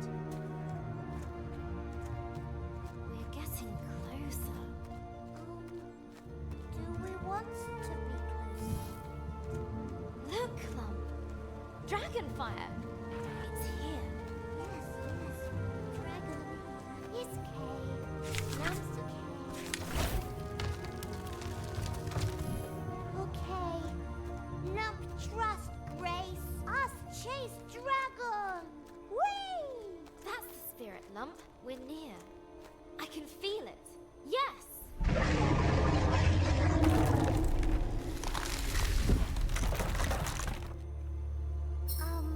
Grace? Human no fly like Lump, yes? A deep rift yawned before them. No! No! No, no! We're so close!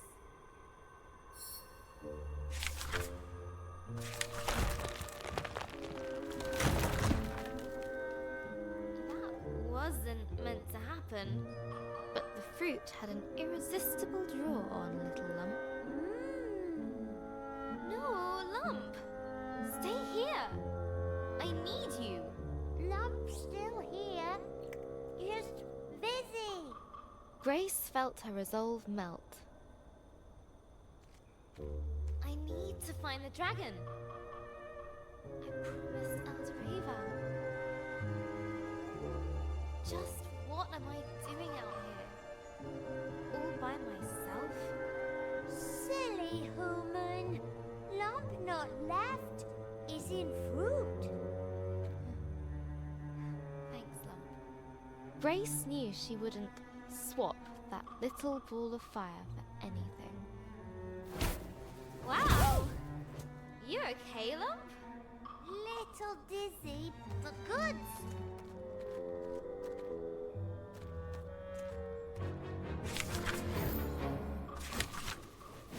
What a rush!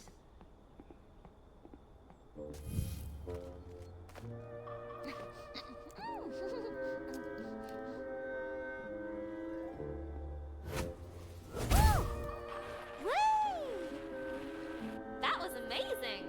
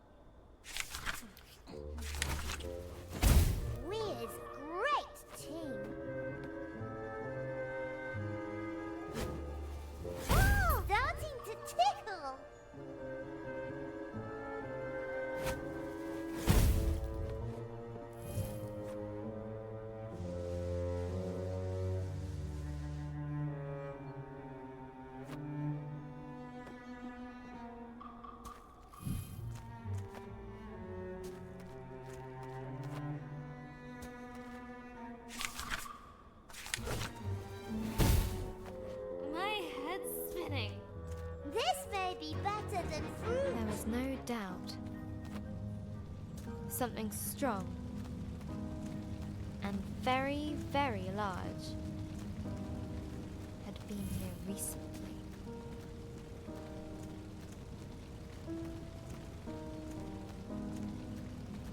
There it is! Dragonfly? Wow. Great! We've seen it!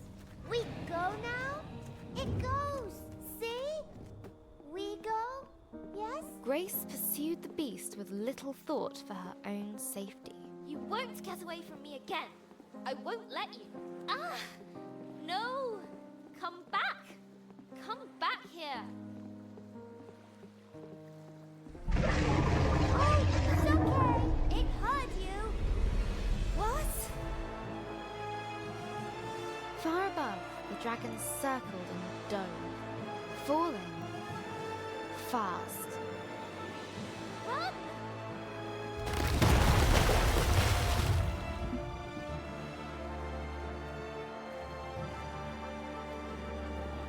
As the waters calmed, Grace realized the dragon had gone far, far below. No!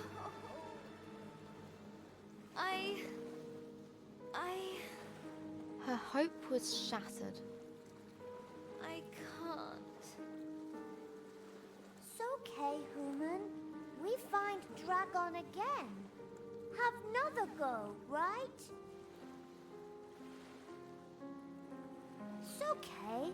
Lump help. But how? Most of the pieces are gone. I can't even fix it. Look! You get on this, okay?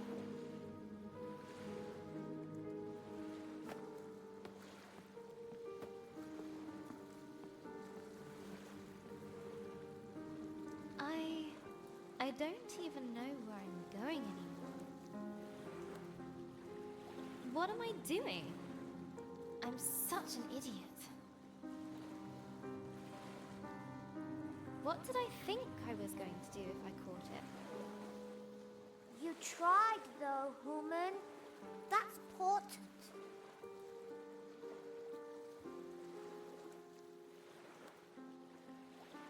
Look!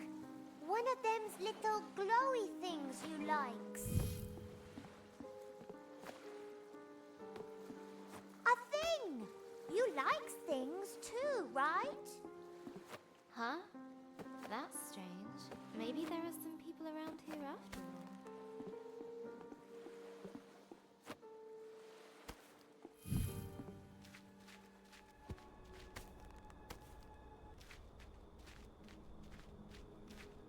Look!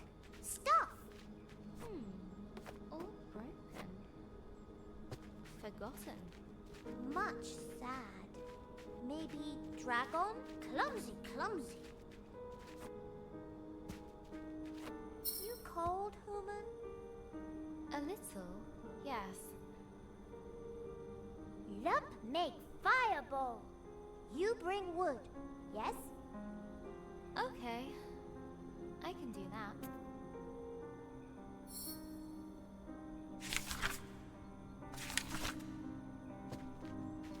What's up, human? It's just... I remember collecting wood for Elder Eva. Still okay.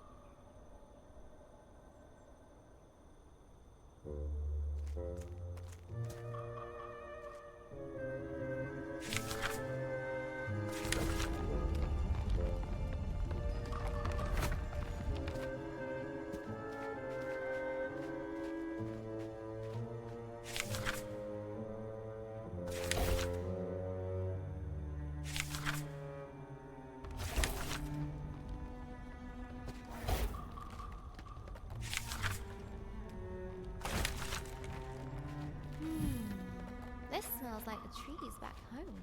But is it as good as fruits? Is it? Woman, is it? Where do you come from? Don't remember. You don't remember anything? Love just remember anger. Then you, woman. Okay, that should be enough. Okay. Here lump goes. Ancient energy stirred, reaching into the place beyond.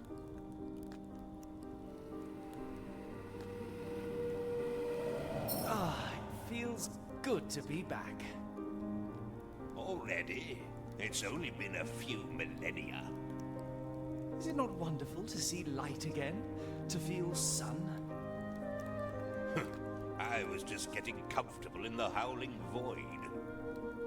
Who are you two?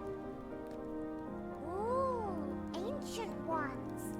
Thought you was a myth. Oh, no, no, my little friend. We are very real. No, we're not. You're imagining us. Go away now. Now we're here. What can we do to help you? Lump! They could help us get to the dragon. But nothing is free in this market, or in life. You must provide 3 offerings to the flame. Should we... If help human, if it make human happy, lump say do it.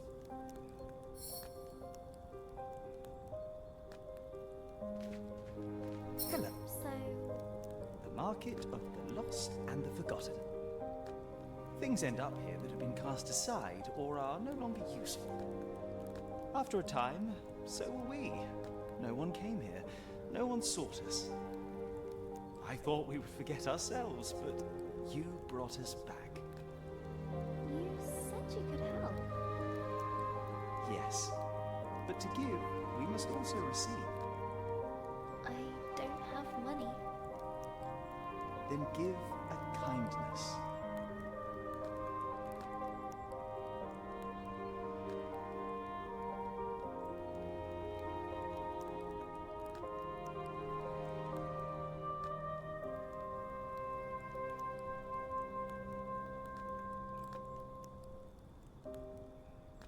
I'll tell everyone about you. No one will ever forget you again. How kind of you to say. Now I will return the favor. To get your wish, you must submit an offering of hope to the flames. Something dear to your heart. Elder Ava gave me this. The pendant gleamed with hopeful memories. I don't know if I should. It was the last thing that she gave me. A wise person once said that no one ever got anything just by wanting it. Okay. You're right.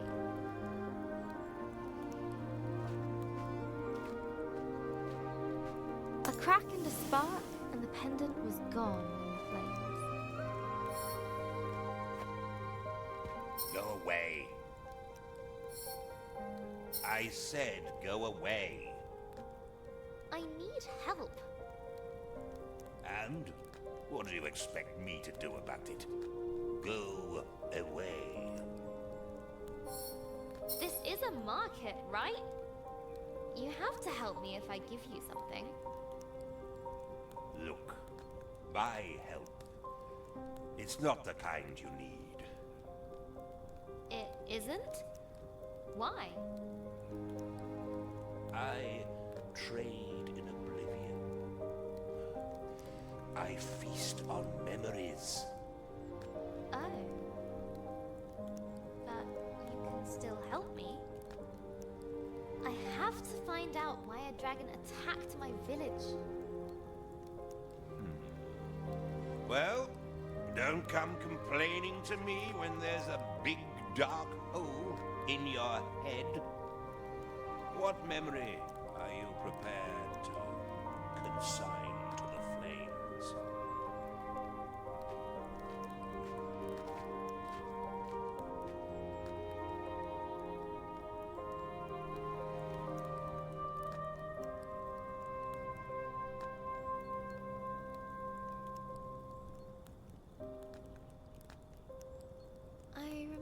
getting lost in my favorite book.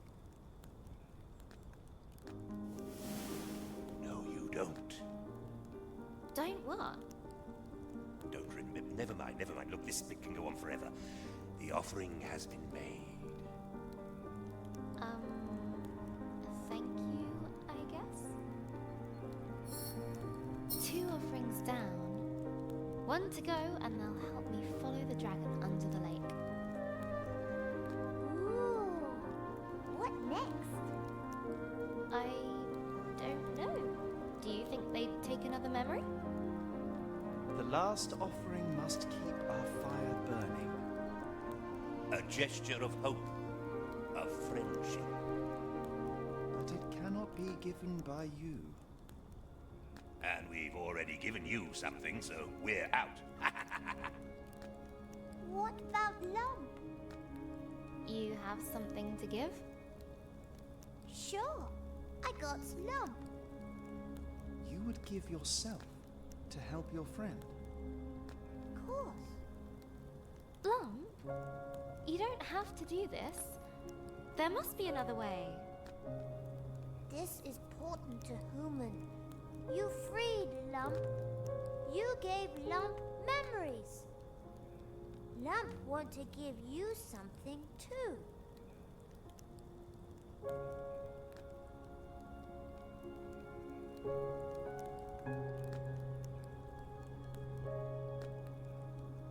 I don't want you to do this, Lump.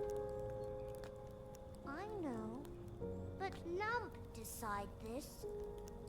It is important. You made promise to find Dragon. Lump helps.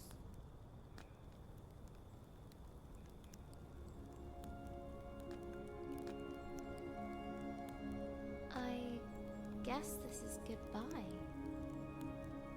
Goodbye for us. Hello for you and Dragon. As little Lump jumped into the fire, the flames began to burn, larger and brighter.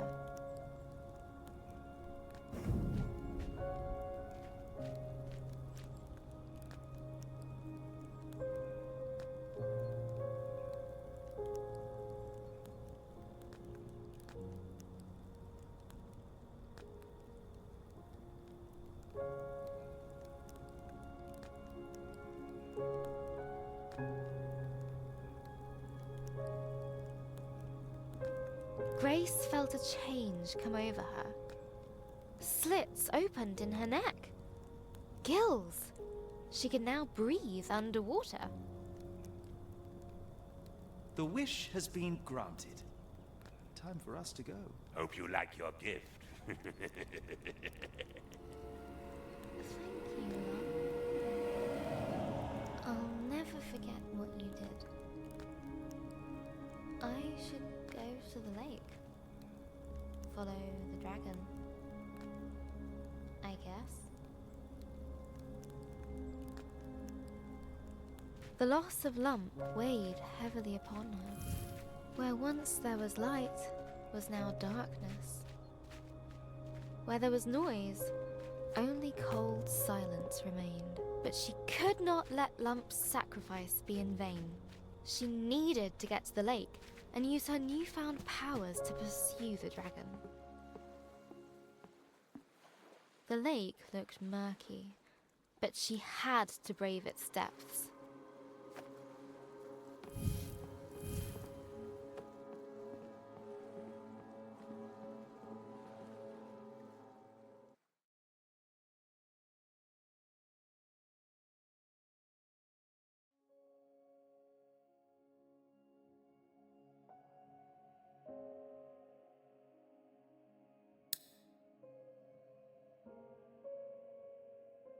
It's 5 a.m. Gran died in the night.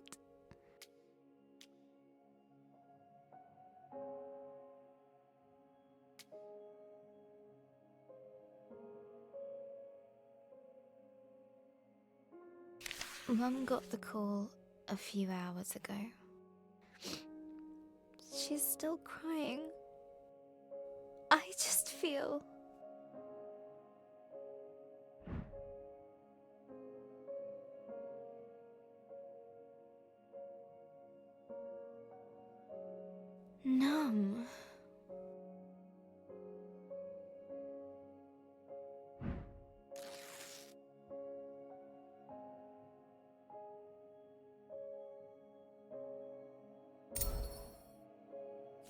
tried to go back to sleep. But as soon as I close my eyes, the thoughts keep circling back.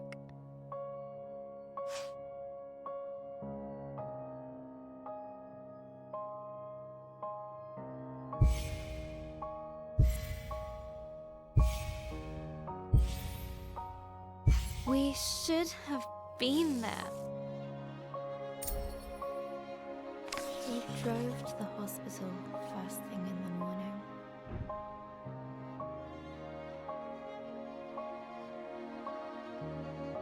No one said much.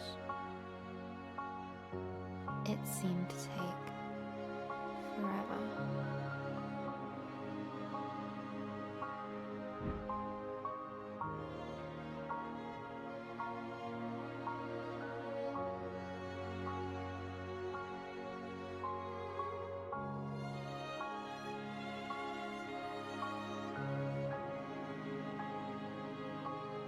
I've never seen a dead body before.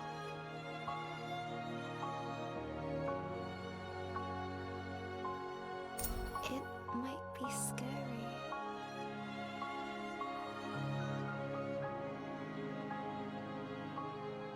But it's just Gran.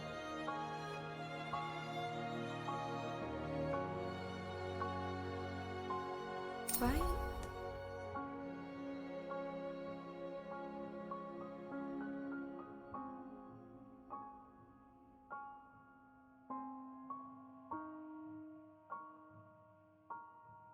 Maybe I should have stayed at home.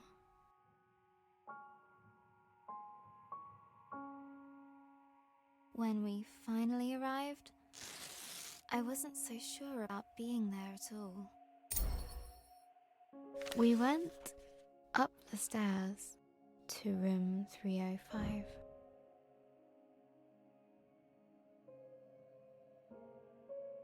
Gran's room.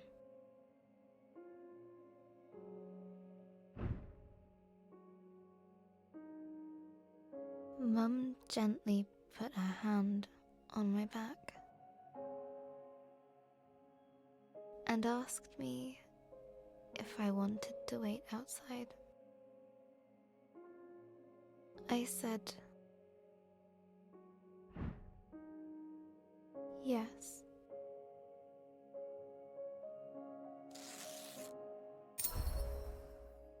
Hello again, journal. I'm sitting in the waiting room. Just rows of plastic benches in a sea of blue linoleum. And it smells like Ben's bottom cream.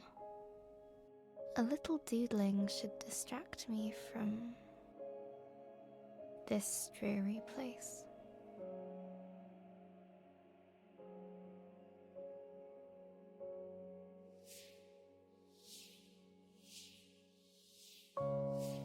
Dad's calling me.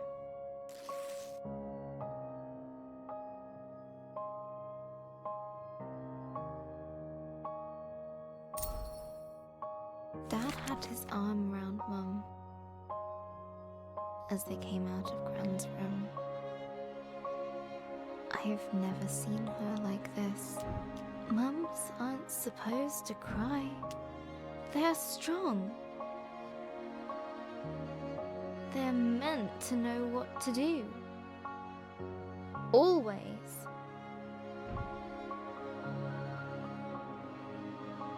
I guess losing your own mum makes you feel like a kid again. The drive home was a quiet one again. It's silly, but I keep thinking back to Gran's favourite vase. The one Grandad gave her. I was running in the house, even though Gran had told me not to.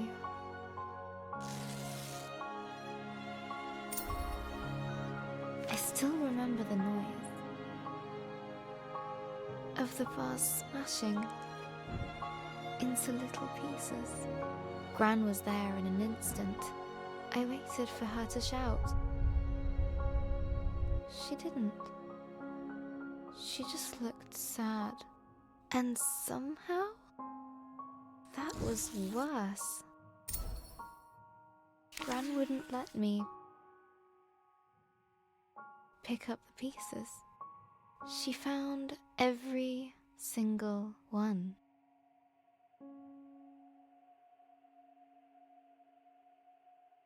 And carried them into the kitchen.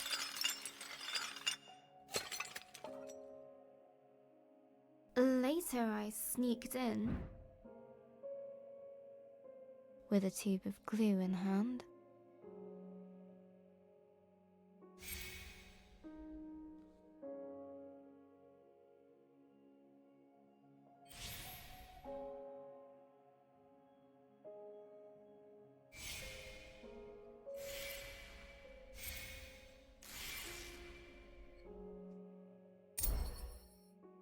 It was a mess. I got glue everywhere. But Gran smiled when she saw the vase. She put it in the cupboard. Later I found it again.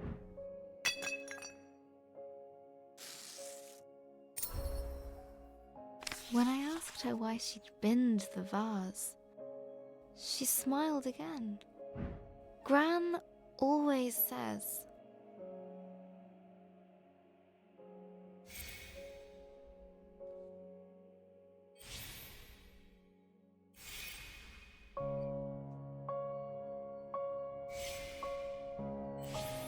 We can't hold on to things forever. Let them live in your memories. she said she preferred to keep the vase like she remembered it. Maybe I hurt Gran's heart. Weakened it. That can happen, can't it? Maybe this is all my fault. I should have listened to her. I shouldn't have run in the house. Now everything is broken. If I'd started my story sooner, Gran could have read it. It might have helped. I could have fixed. I would have fixed her heart.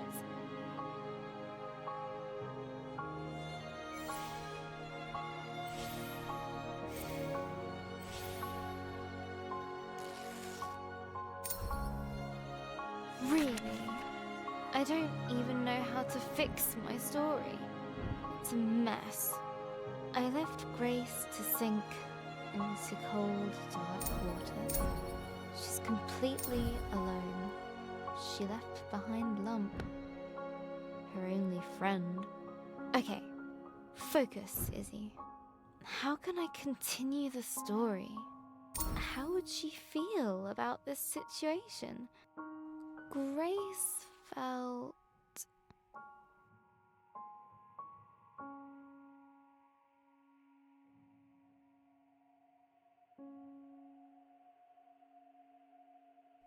ambivalent. We're getting somewhere. Now, let's see.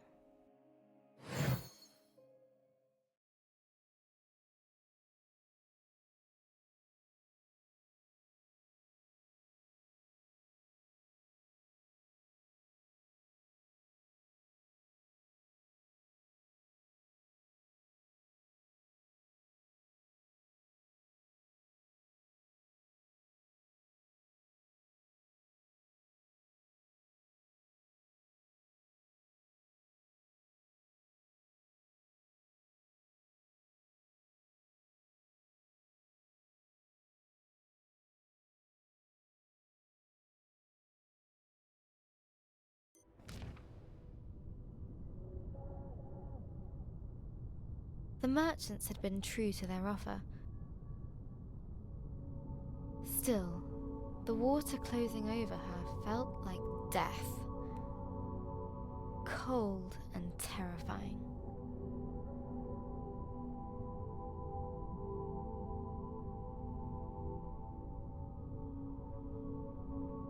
can breathe. This feels so strange. Wish Lump could have been here. There was nothing I could have done. Was there? But there was no time to dwell on her lost friend. Grace had a dragon to find. Which way did it go?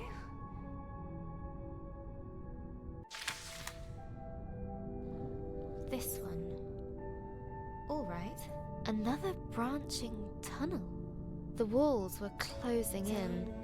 Here, I guess. Far too narrow for winged beasts. Did I guess wrong? A dead end. Oh, I knew it. Wrong tunnel. No.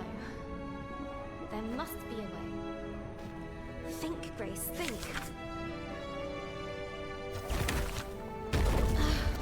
How do I get up there?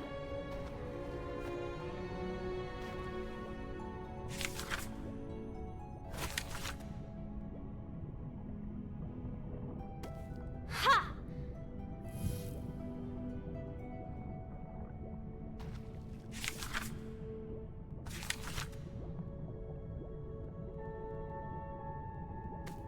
Is this the right way?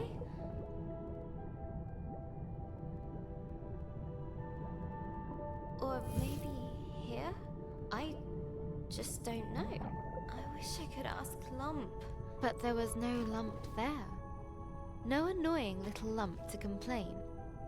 No charming Lump to ask for advice either. The submerged tunnels flared outwards, a tangled mess of caverns and hollows, twisting and turning.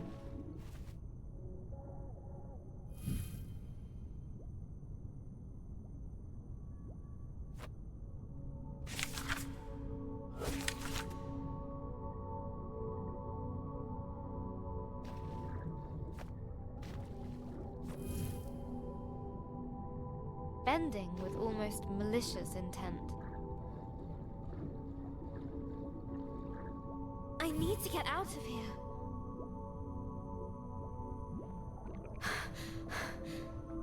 Breathe, Grace, breathe. I've got to find them. Learn why all of this happened.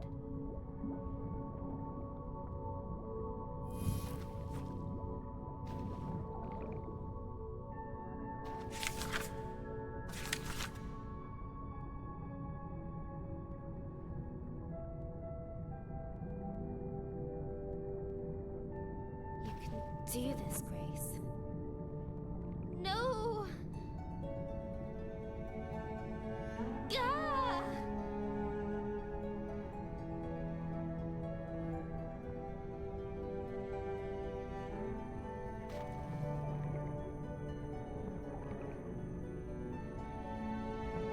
She found herself amidst a great coral bed, shimmering with color and life.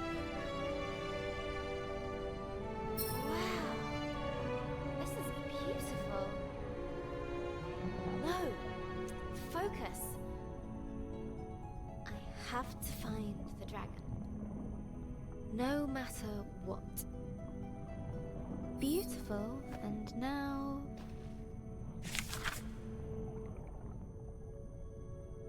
broken.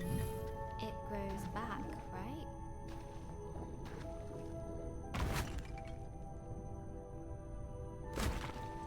I have a dragon to find.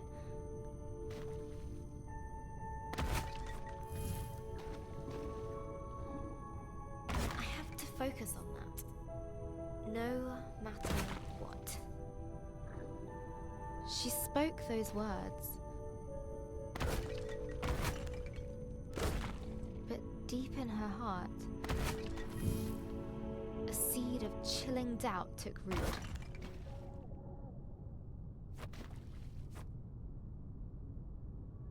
The color gave way to darkness, endless and all-consuming.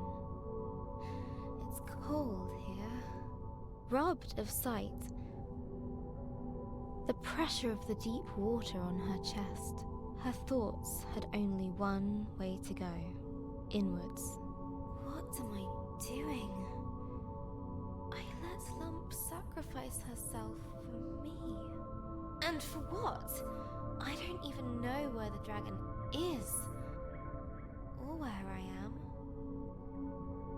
I'm falling. I'm failing. Elderava. The village.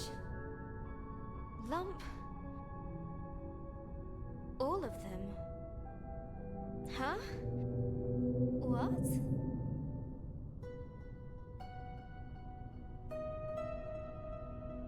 Air?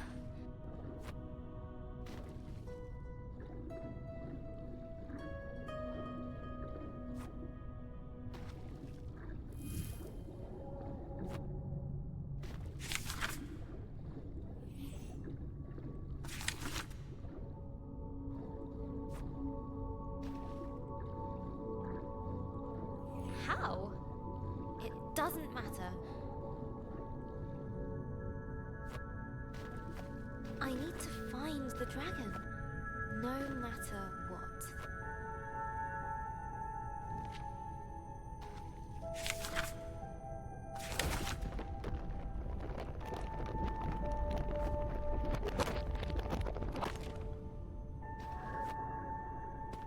A cold determination gripped her.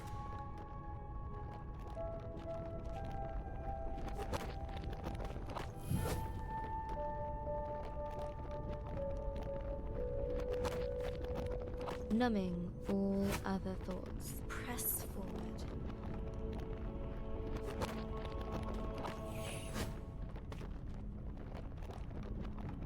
Get to the dragon. Scratch that! I can do better. Get to the dragon. No matter what.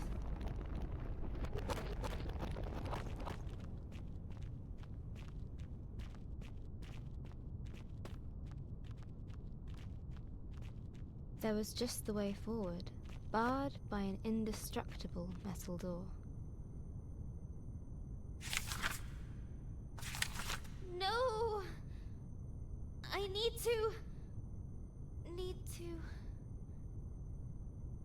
find the dragon.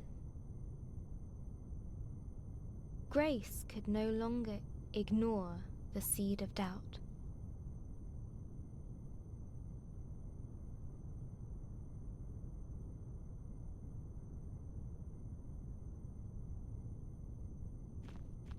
Barred by an indestructible metal door. It seeped into her heart, as cold as the water she'd come from.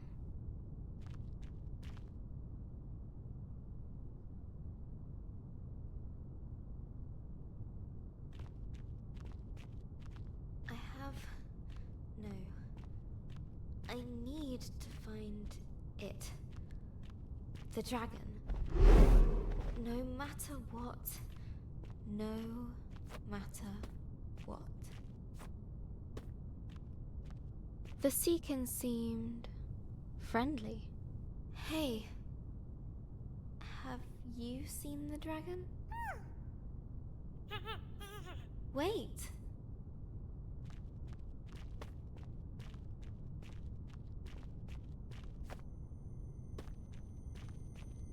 A host of them greeted her with curious chatter, warm and welcoming. Have you seen the dragon? Please.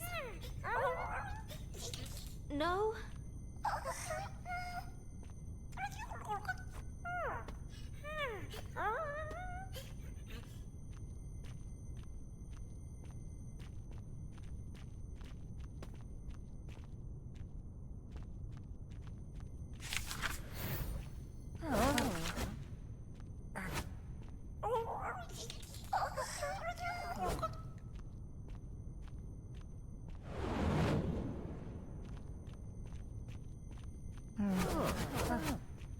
But Grace had no time for this. Let me through! I need to find the dragon. No matter what? The words felt hollow and meaningless.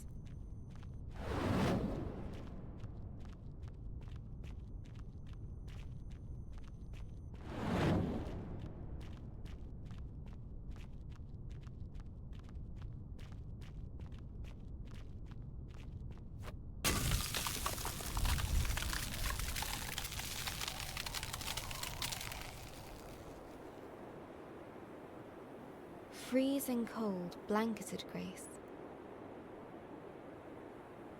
There was comfort in its numbing embrace.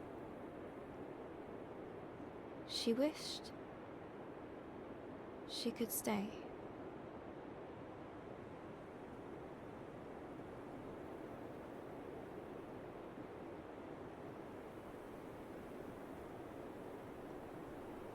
What's happening?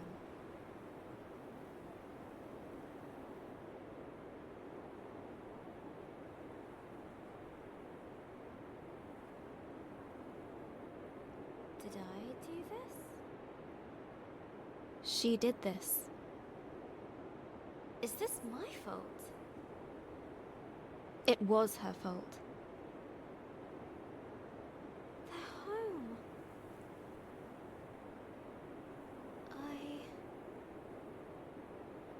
I destroyed it.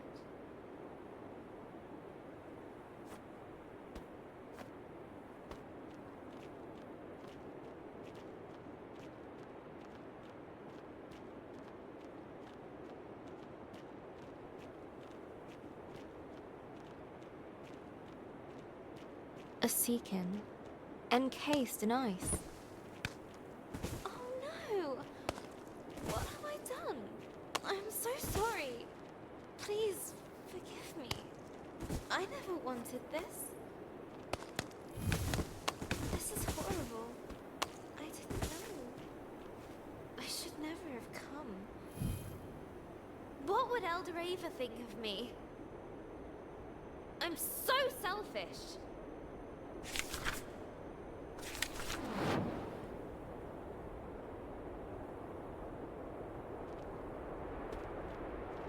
Guilt dogged her every step. Did you make me do this?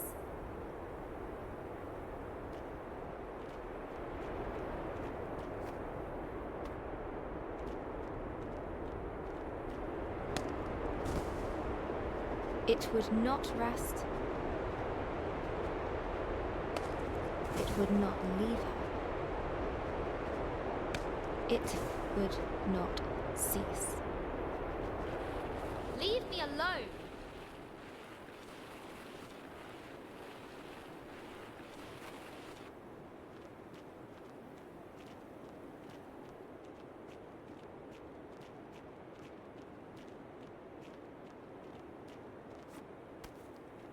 Must get away. Have to move.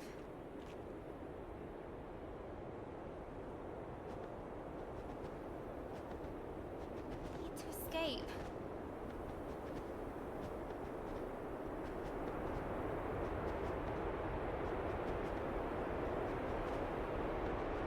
Please. I didn't know. I didn't know.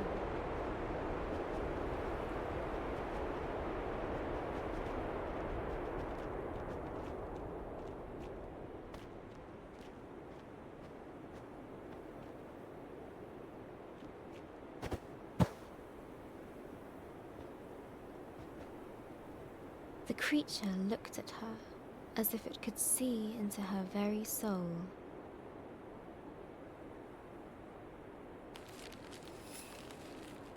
Under its stare, her fears crystallized like ice.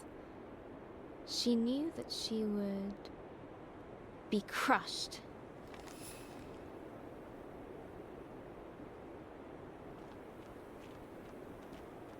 You'll shatter me until I'm nothing but dust.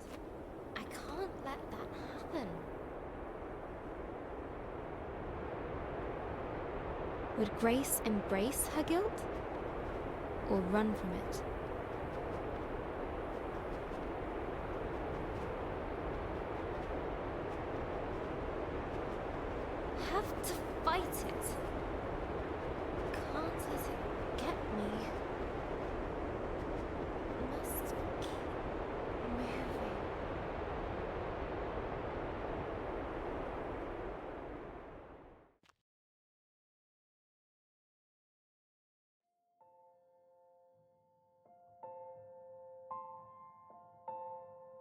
Hello, journal.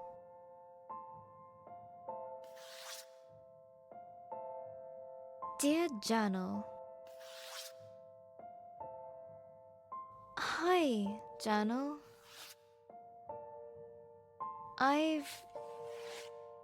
Today...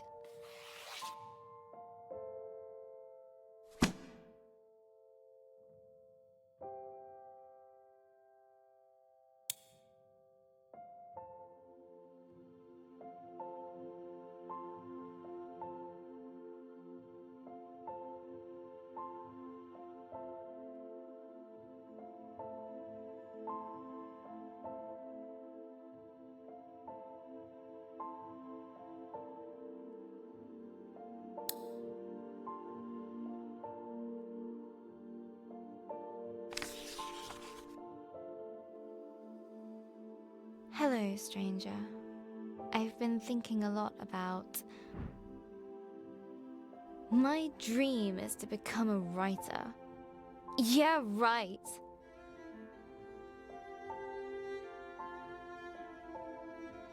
A writer who can't even write.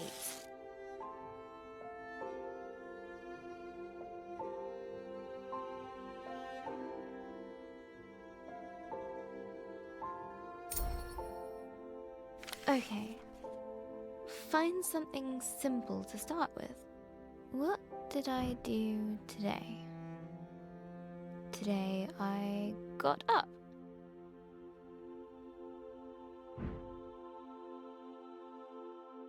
I had breakfast.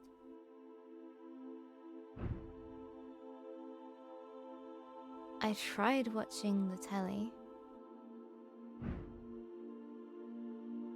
That's it. I'm going back to bed. Hi, journal. Another day.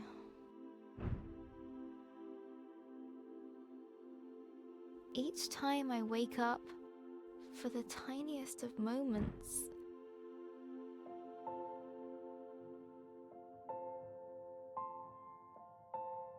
it isn't true. But then it all comes rushing back. It is true.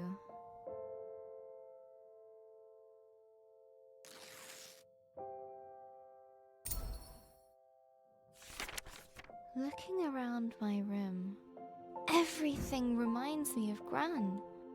Her puzzle box gift from last year, the magic tank we made during the holiday,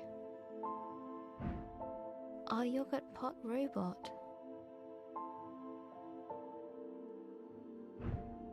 these paints Gran gave me, this pen, even you, journal. She's everywhere. And all of it feels broken.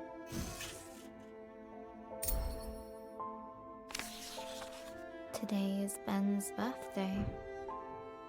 Dad baked a cake. Mum insisted that I come down and have some. It tasted like nothing.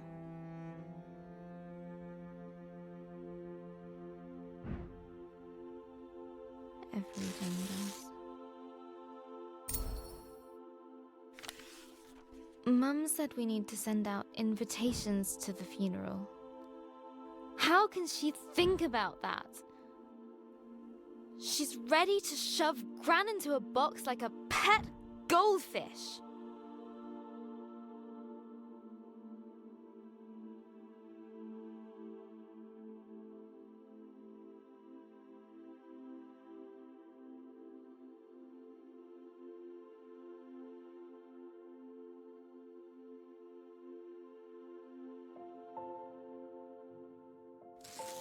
Then I stormed off into my room.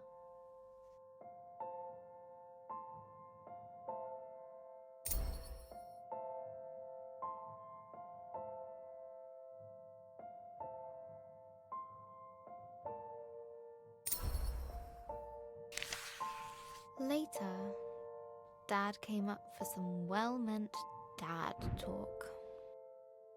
I know you're sad, but it will get better. You'll see. Just give it time.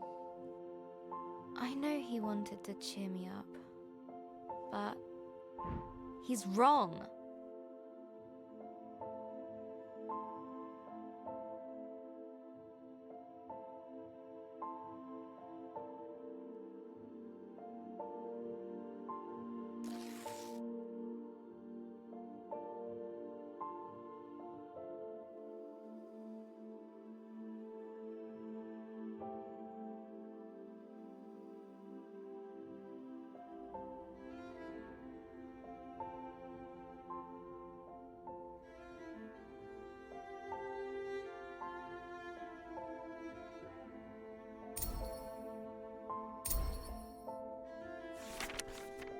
The world feels very dark now. Gran has a proverb for times like these. Gran always says, It's always darkest before the dawn. no, that's not right. That's what she would have said.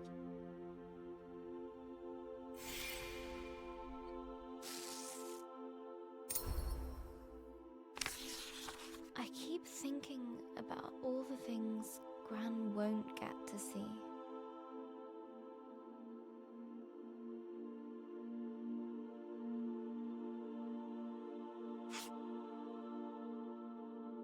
When I go to university, she won't be there.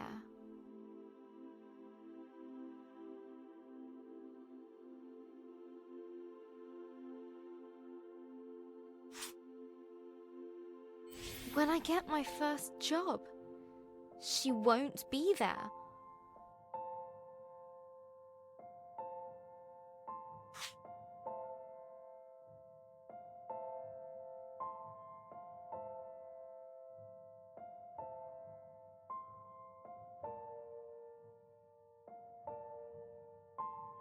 If I get married, she won't be there. Even if that's unlikely because...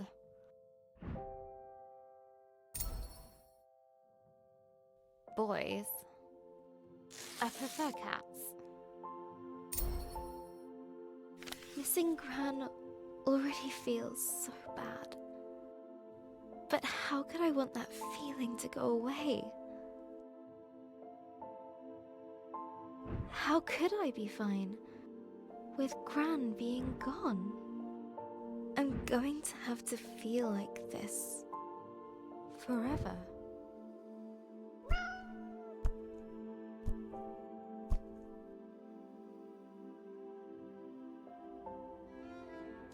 Thanks, Pinky. I can't stop crying. Pinky is probably getting fed up with being used as a tissue, but she never leaves my side.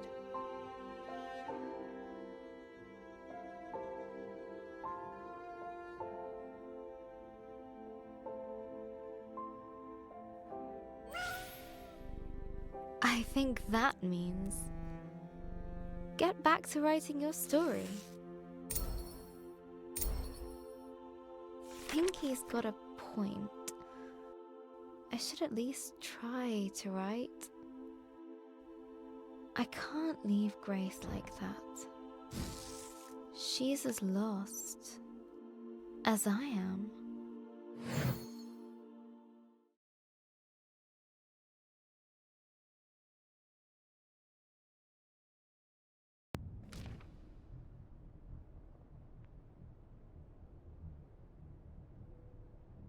My head. am I? A grey void surrounded her, swallowing sound and hope. Hello?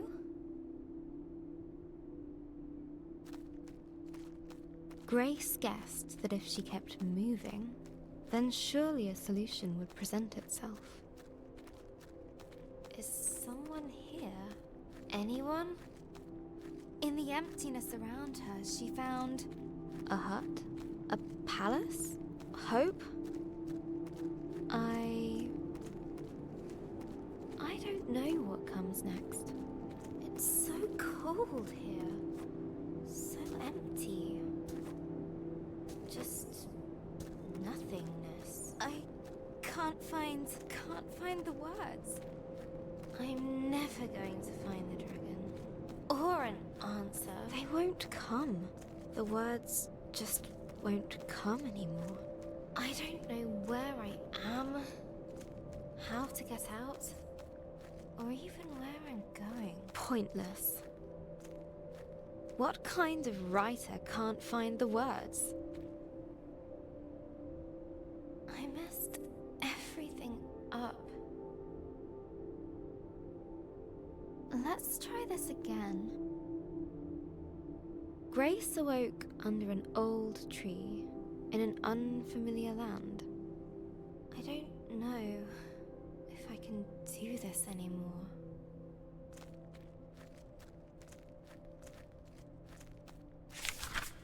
She walked boldly ahead, a spring in her step. I'm so tired. Grace knew she just had to keep going. What's the point? Put one foot in front of the other. I've failed. It's over. Whilst she still had breath left in her body, there was still hope. This is all my fault. I should just stop.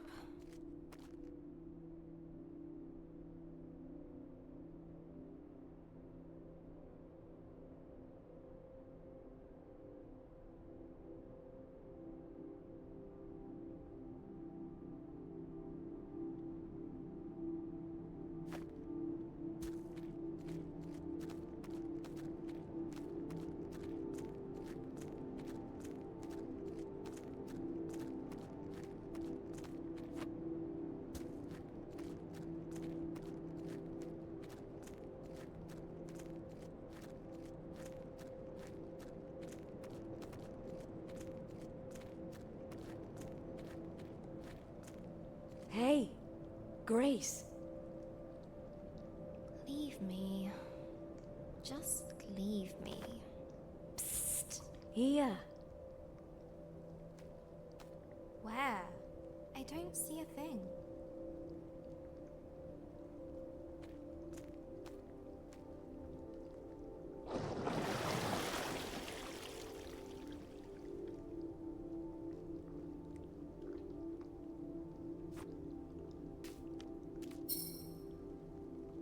I'm right here.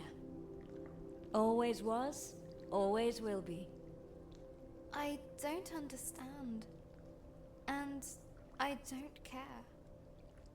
You don't? No. Just leave.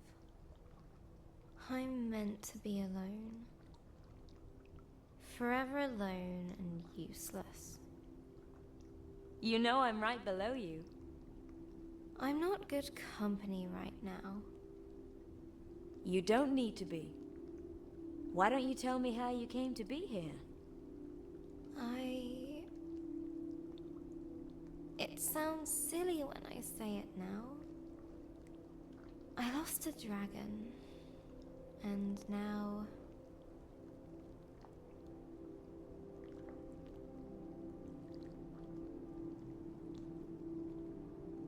I am completely lost as well. Yes, you do look a little lost. That's not entirely helpful. You seem to think that it's wrong to be lost. Well, isn't it? Everyone feels a little lost sometimes. even me. That sounds wrong. Just wrong. I don't mind it, actually. Do you? Well, yes. I usually know what to do and where to go. So, if someone else were lost, what would you tell them to do? I'd tell them to think about all the available options. How about taking your own advice? I guess I could count the spots on your back until we get to someplace else. Let me see if I can help you out there. Patience.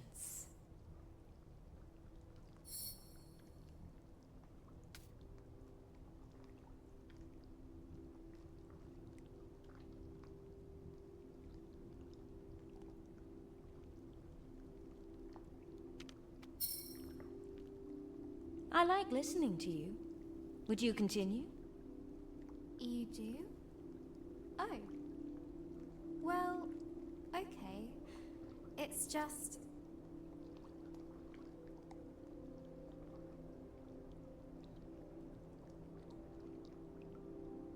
I completely messed everything up.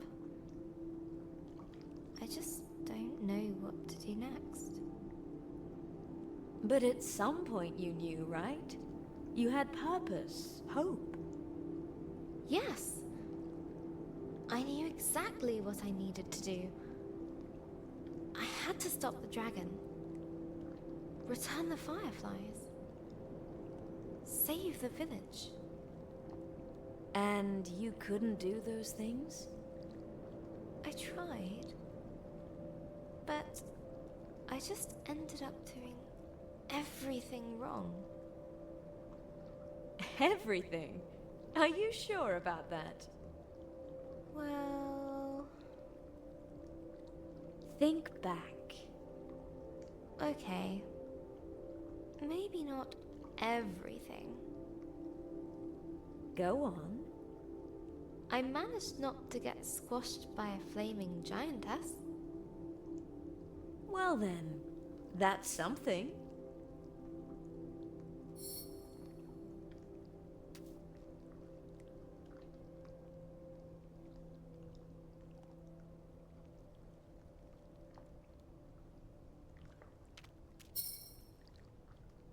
There's something I want to ask you.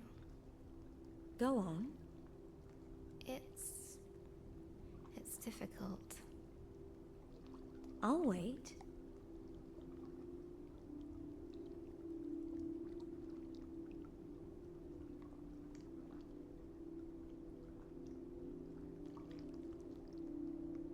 I've no idea what to do now. Maybe you could help me find out what to do? What were you trying to do before you got here? I was trying to find a dragon. It destroyed everything I loved. I need to know why it did this. There must be a reason. There must be an answer. But I just don't know what I'm doing anymore. What did you do last time?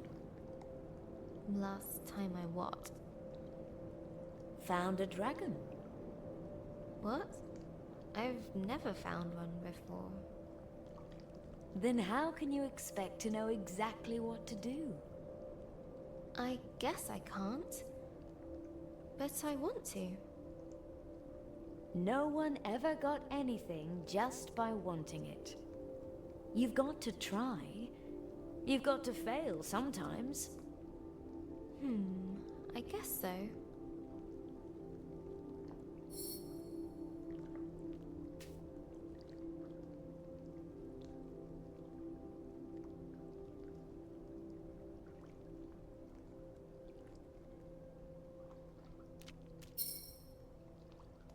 I want to know one more thing. You sound a lot better. I do? I guess I feel better. Well then, time to set course. It's nice of you to listen to me. Anytime. So, anything else?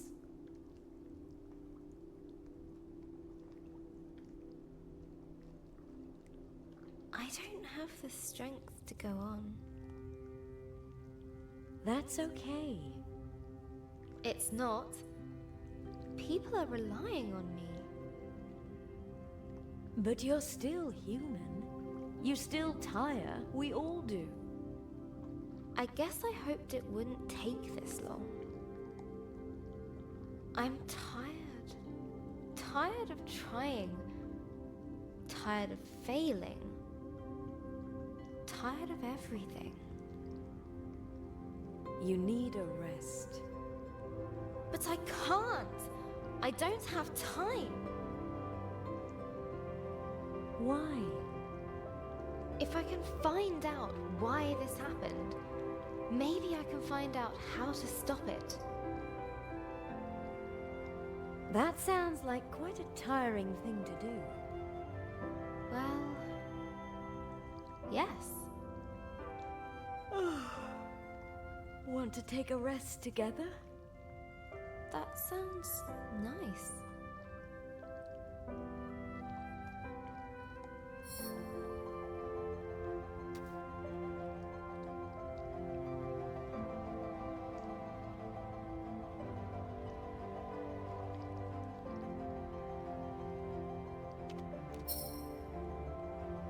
This is where I leave.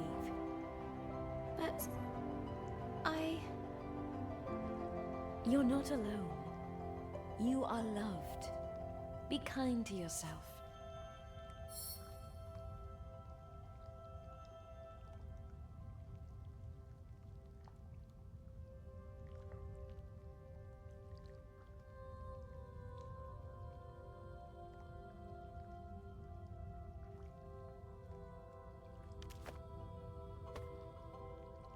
Can I do this? Yes. Be your own light in the darkness.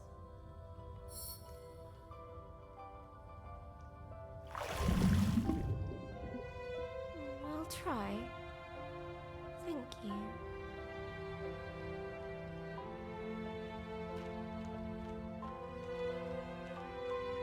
Here we go. Again.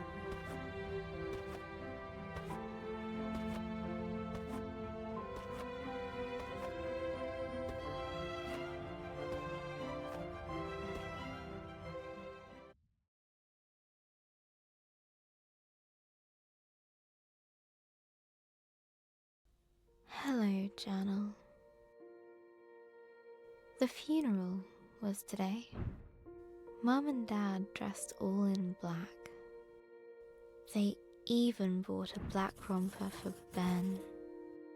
I didn't want to wear black.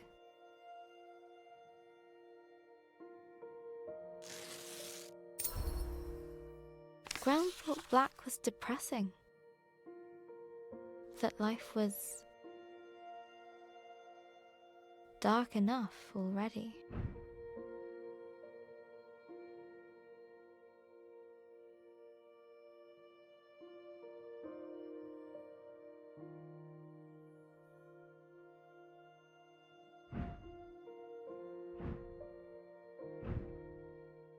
Gran always used to say,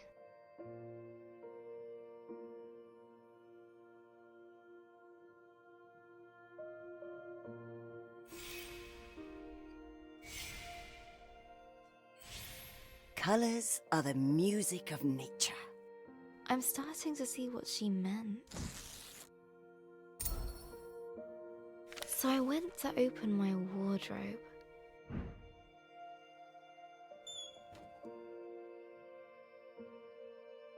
There it was.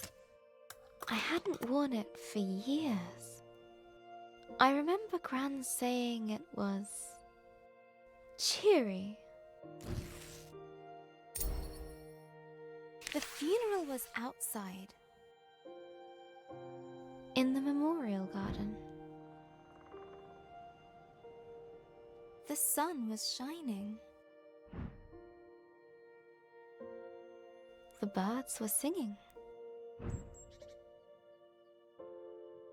It was like they didn't know.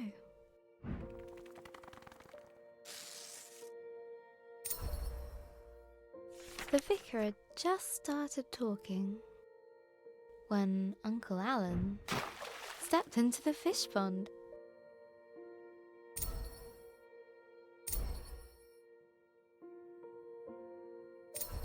I couldn't help but imagine Gran caring more about the fish than Uncle Alan. The picture stuck in my head. Gran running to the drenched Uncle Alan, grumbling at him for frightening the fish. It was too much. The laughter bubbled up inside me. Dad tried to look annoyed.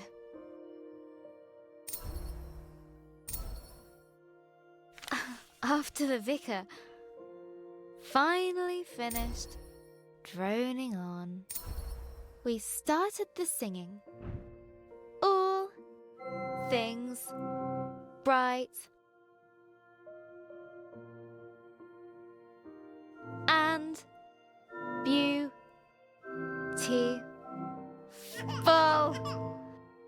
Ben started wailing. No, howling. Dad took him out. Well played, Ben. Laughing felt much better than crying. The wake was at our place. There were so many people. I didn't know most of them. Everyone said how sorry they were. How Gran was. Such a wonderful lady. I wish she could have heard them.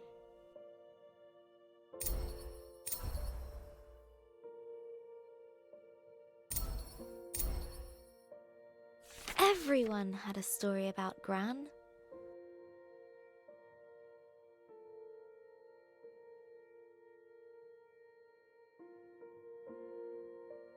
Like the time she hit a bully with her pencil box.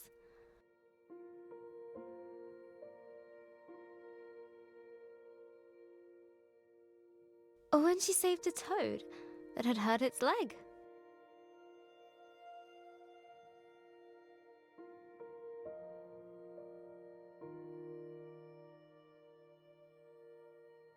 Or how she decorated Mum's room like an underwater kingdom, so she could feel like a mermaid. That's so like her. One old lady told me how they used to bunk off work and go to the Glastonbury Music Festival.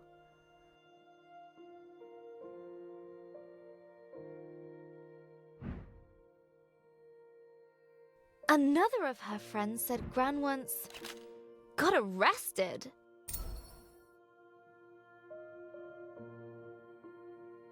While protesting whaling.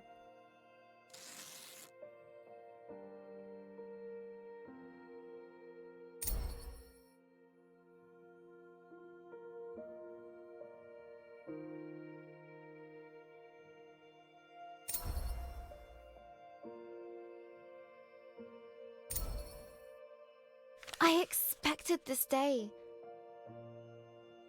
to be terrible, Journal. And it was. But I didn't expect to smile or laugh, to be surprised, to feel happy that people loved Gran like I did. Each time I heard a story about Gran, I could imagine her laughing along with it. It was like she was there, with me, helping me through it.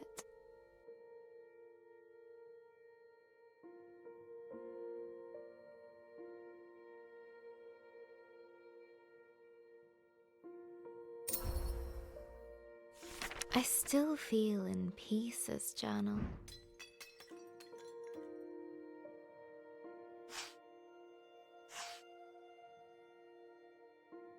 Maybe there's a part of me that will always be sad, that will always miss her. But maybe that's okay, and that's the way it should be. I don't know what happens after we die, but I think I know where we go. Into all the people who have ever cared about us. We make a sort of place for them in our hearts.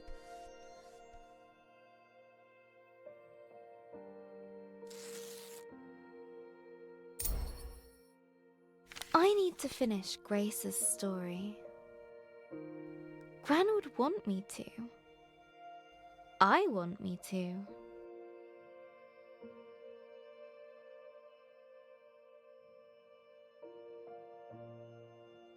I think I know what to do now. Let's summarize. After the dragon attacked her village, the smart Grace set out to return the fireflies. On her travels, she met a grumpy djinn guarding a fallen city of merchants, and found a misunderstood fire creature named Lump. They became friends. But then Lump needed to stay behind with the Ancient Ones in exchange for the gift of water breathing. Deep under the water, inside the lost Seekin Palace, chased by the shadow of remorse, Grace had her big moment of doubt. But she pulled through it all.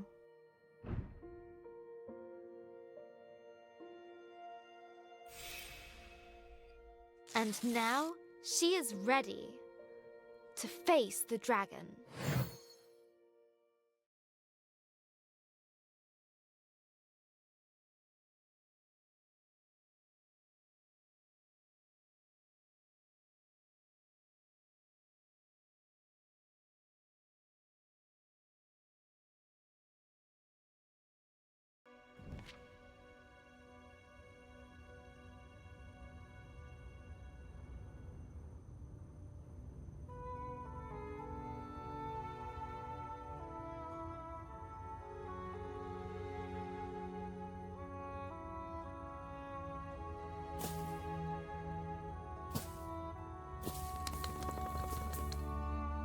You. I thought I couldn't face you, but I couldn't face myself. I know you'll always be there. Maybe that's okay. You're part of this adventure. Part of me. Thank you.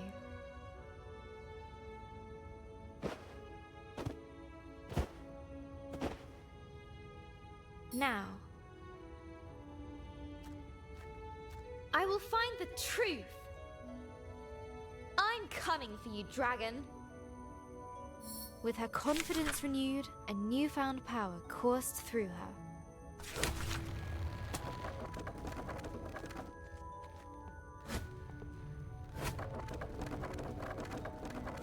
I feel like I can do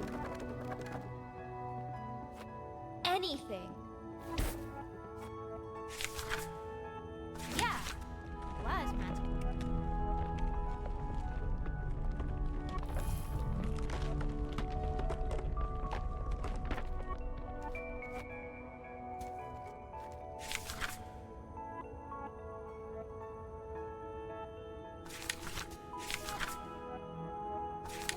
light as a feather.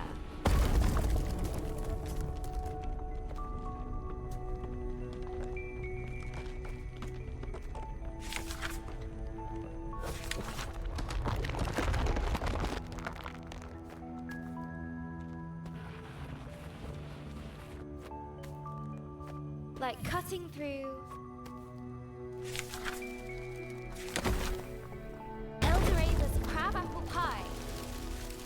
The world welcomed her.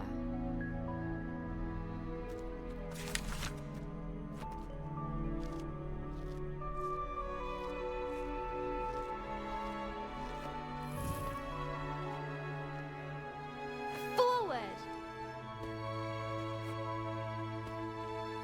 She felt that she could touch the sky.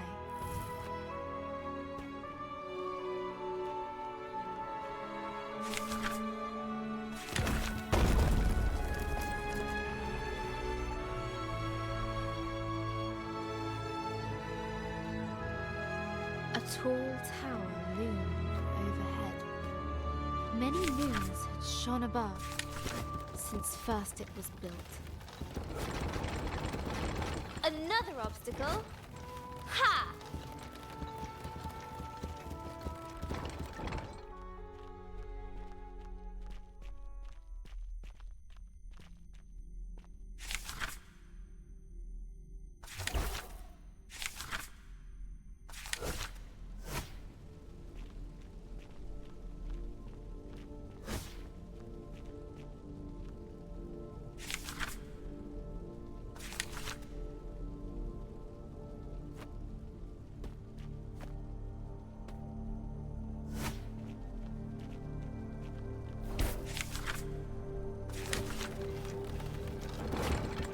After what I've been through, you really think that will stop me?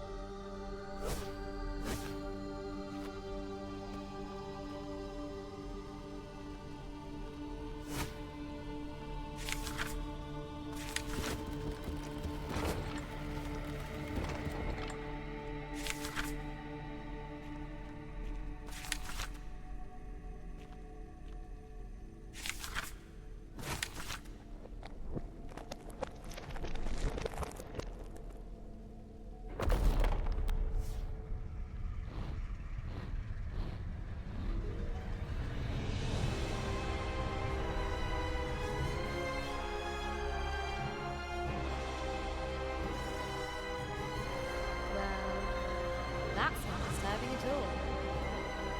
Grace's voice echoed over the age-old crumbling stones.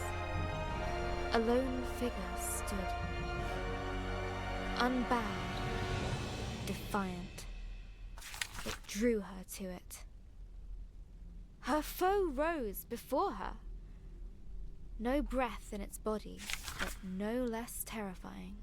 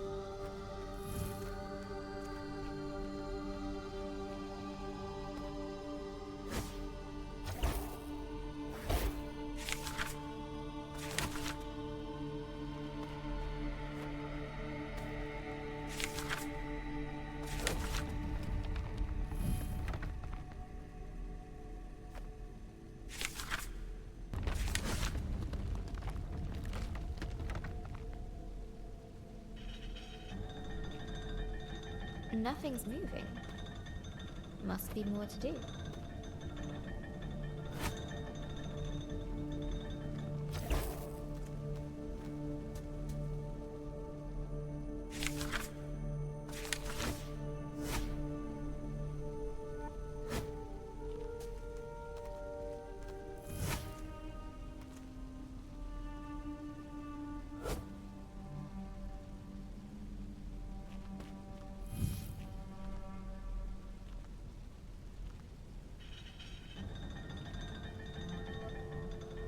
That's it!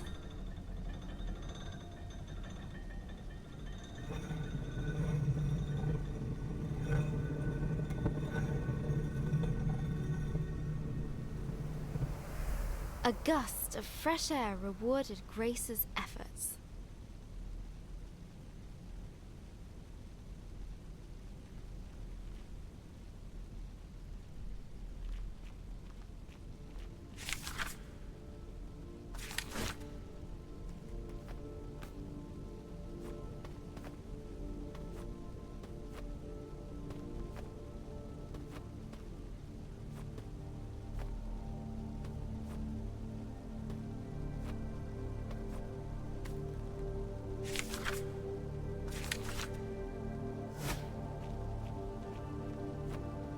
As she rose up the stairs,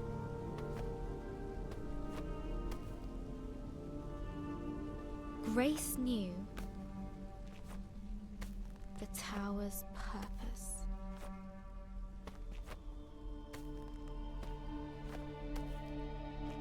To watch over a long forgotten land should ancient evil stir. No statue this time, but bone and scale and claw. In its fire-roofed home, waiting. There you are!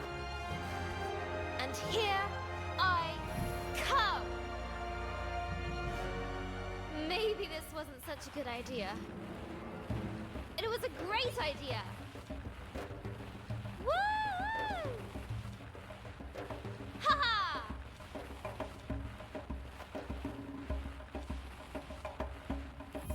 Whee!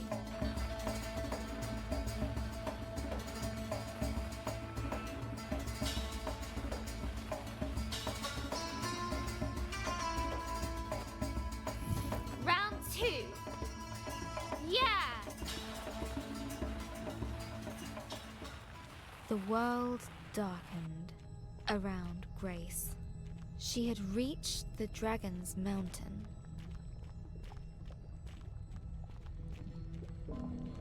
For the first time, Grace felt no fear.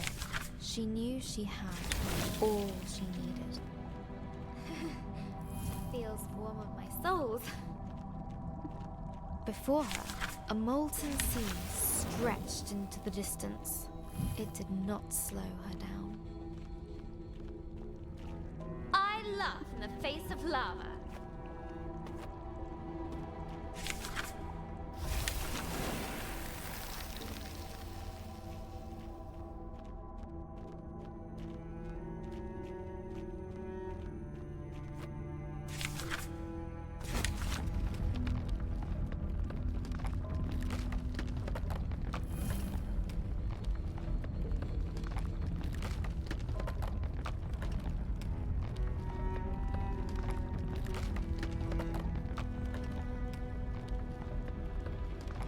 Suddenly, Grace no longer felt the heat.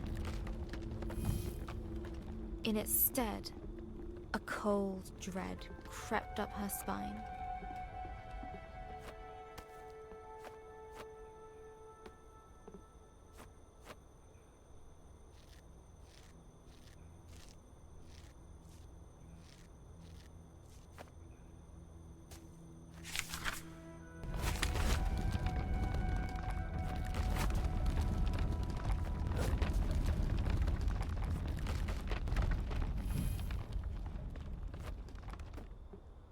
This looks like my village. But It can't be. It's a trick! It has to be. An eerily familiar sight awaited her. That's my house! How? Eldoreva!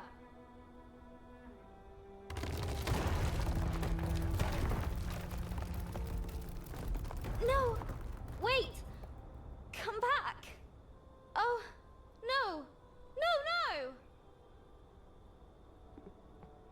Only emptiness remained. Only emptiness remained. Her thoughts raced ahead of her. This can't be real. A trick. I can't let it be real.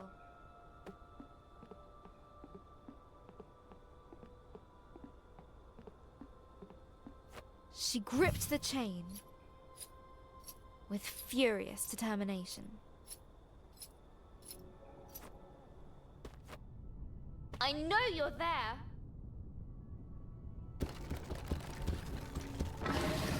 Roar all you like! It won't stop me!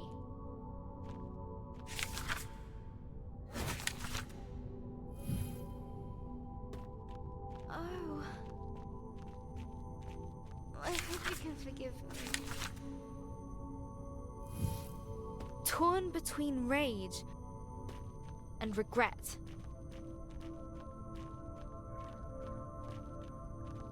Grace pushed ever upwards.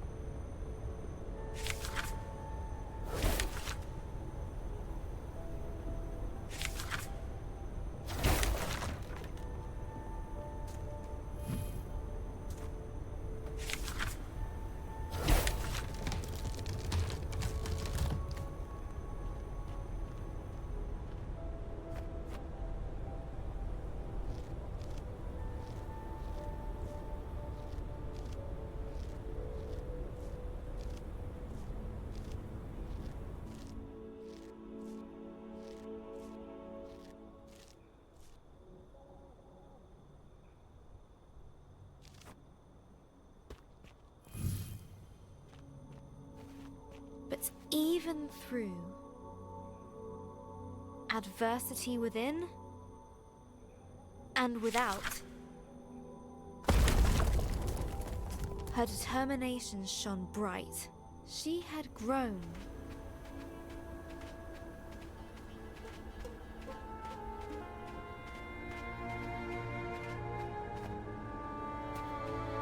I hope you find your peace.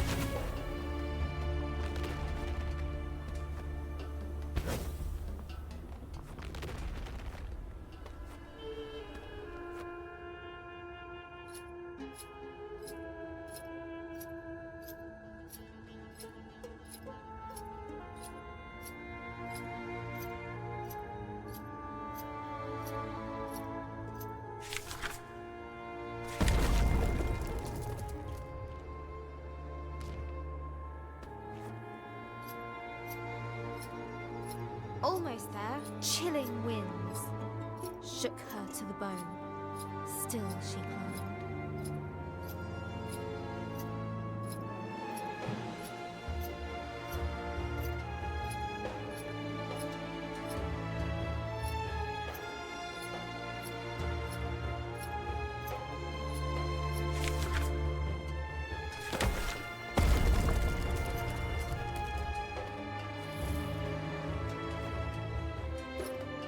Almost there!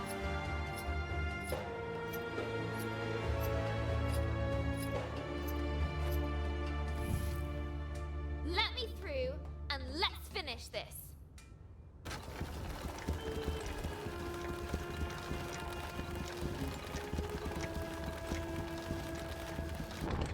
Glad we're on the same page.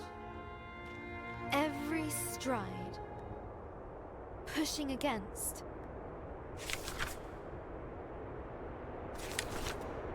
Storm and snow.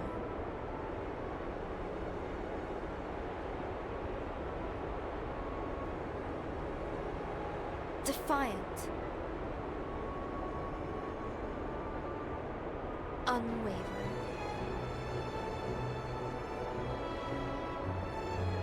One step after the other.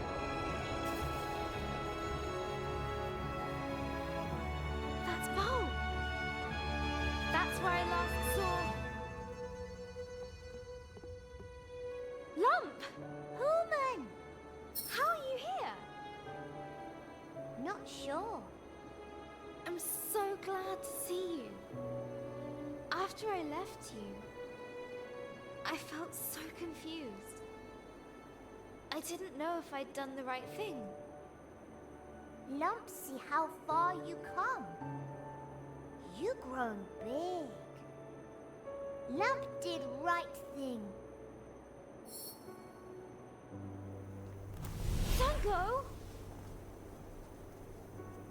Have to, Grace. But we'll always be there in the remembering. I'll make sure to keep you there. Goodbye, little lump.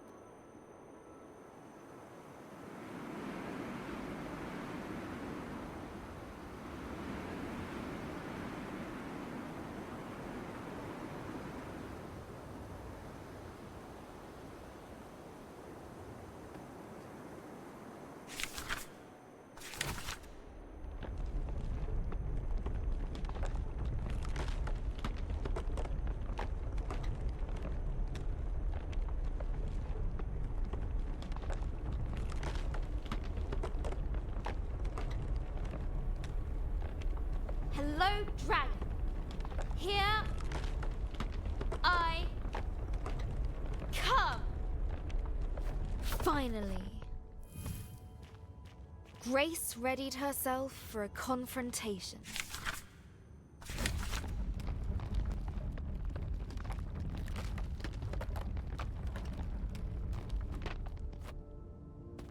Right. This is it. Hello? Bit of an anticlimax. When she first set out, Grace wanted to understand why these terrible events had happened. But now she realized that, regardless of how her adventure ended, the journey had forever changed her.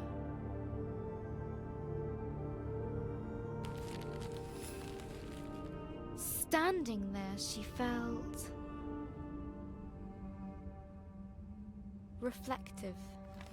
Every choice, every hardship, and every challenge had been leading to this. No moment was wasted. It was a life lived, and it was hers. Come forth, dragon.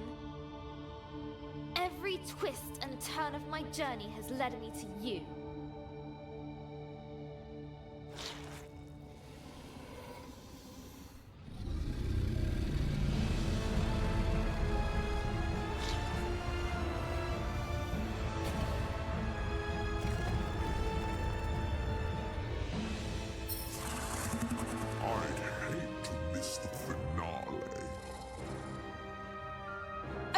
know.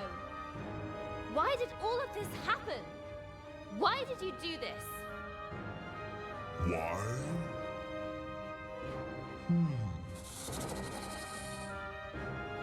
No one's ever asked why before. It is what I do. I cannot let you keep doing what you are doing. You cannot win this battle. Begone!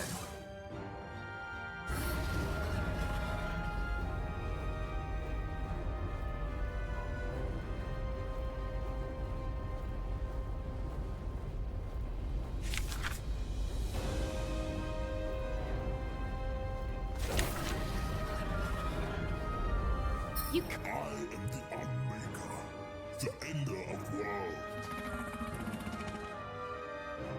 Not this one. All things must come to an end. Your friends, your family, you. Not if I can help it. In time, even dragons fade. Ponder this elsewhere.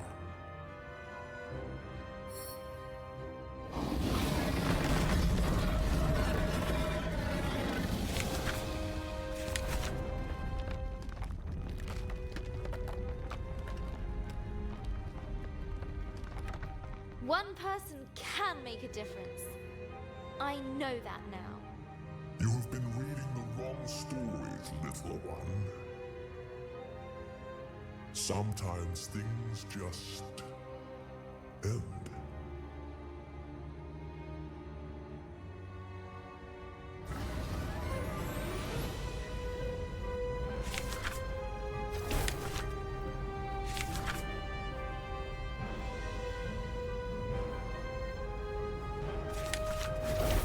If you want to end this world, you're going to have to go through me. Yes, that's what I've been trying to do.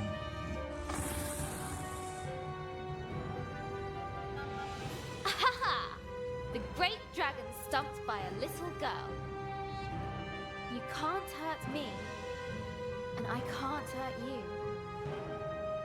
And what is your solution, little one? I'm not sure.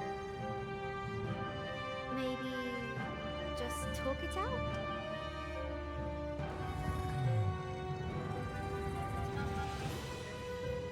Very well. You may ask me one question. Make this one count, Grace.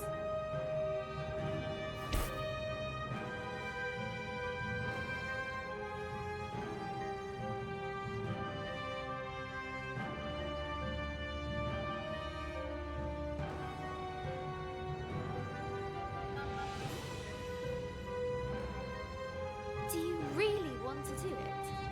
Destroy this world? Want? This is not about what I want. It is about what is. Then what do you want? I am feared. If I could want, I would not want that. But I cannot choose my wants, no more than I can choose my purpose. Still, when I rest, when I dream, that is good.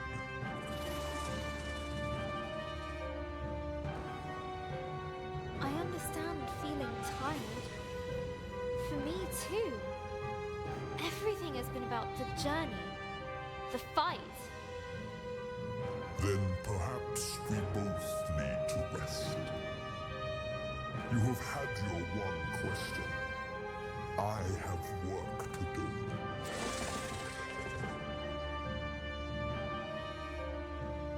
Please! I've overcome so much to get here. I've had had to face what I am and what I'm not. It was a struggle. And I think it always will be. I envy your fight. It can be yours too.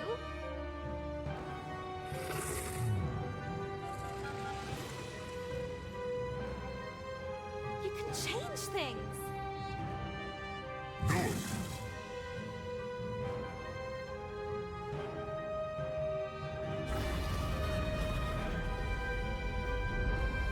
What? Why? You can't hurt me. I did not aim for you.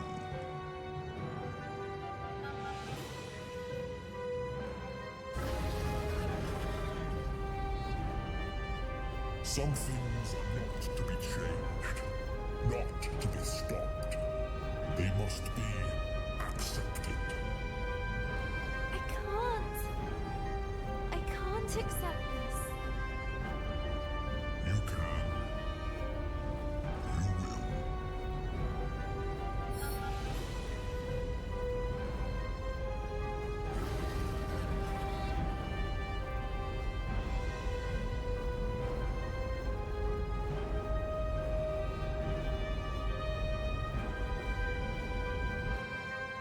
Learn to dream again.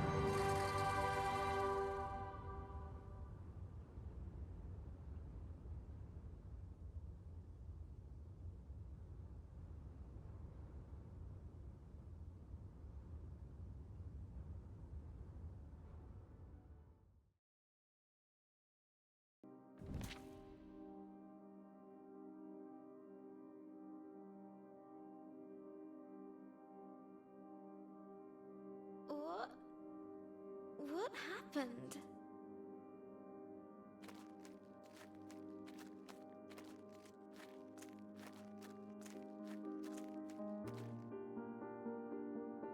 It's all gone, I'm afraid.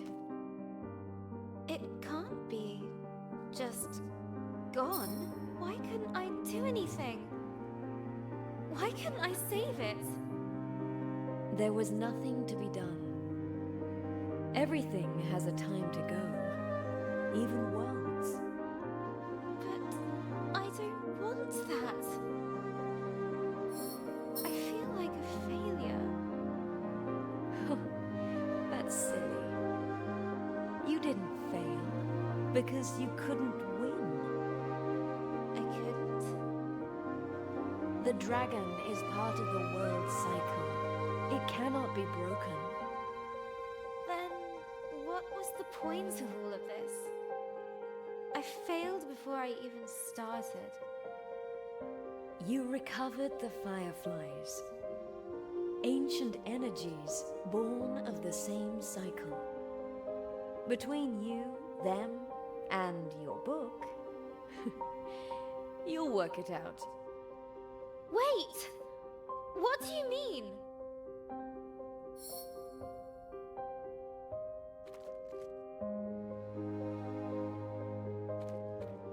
Come back!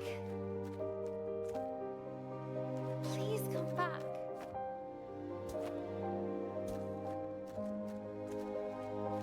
There was only one place left to look.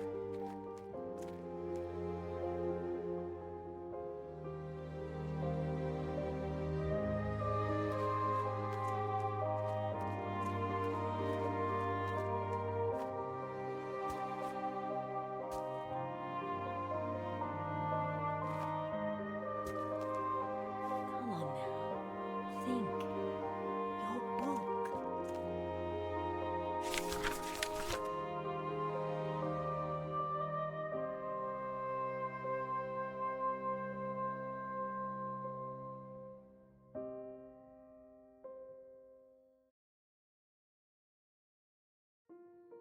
Astoria was gone, but the fireflies still remained, waiting for a new beginning.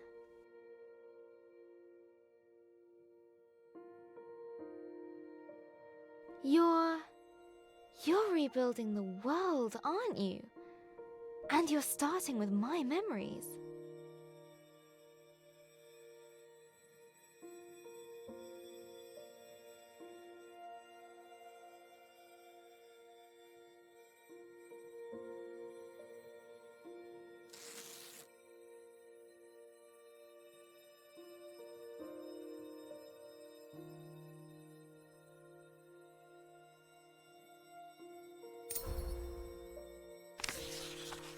A fruitful work.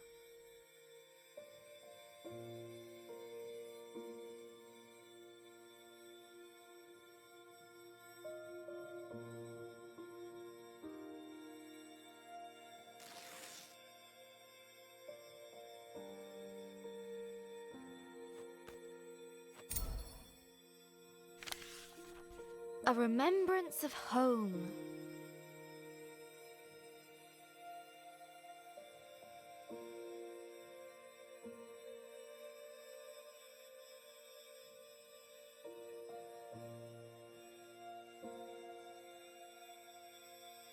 I've run out of fireflies.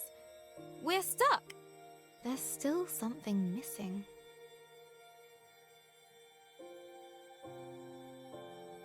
Hey, you're still here, Firefly. Can you help? That's it, Firefly. Now you're ready for a new story. And I have to say goodbye too. Thank you, Firefly.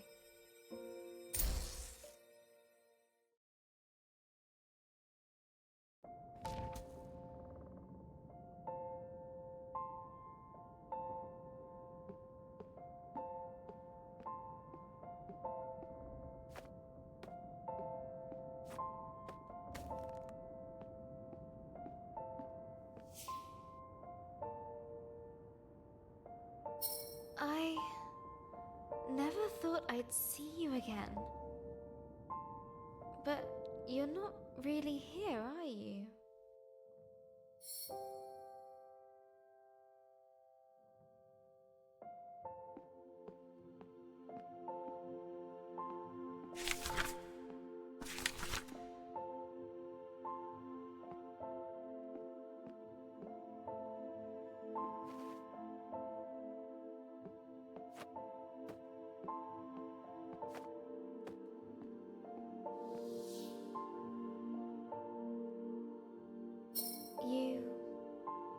You didn't make it. You knew, didn't you, that you wouldn't?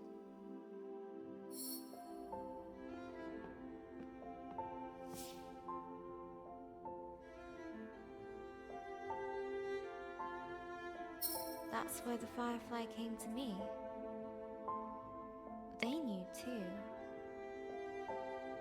So, these are my memories of you.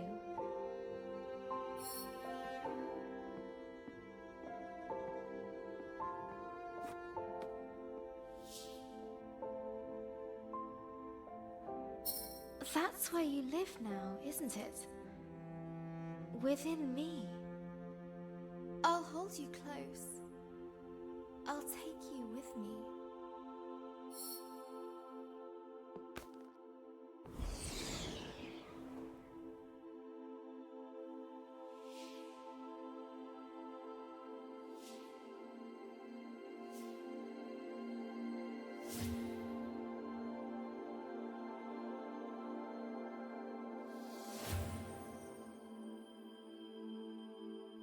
Always. Let's see what adventures lie ahead.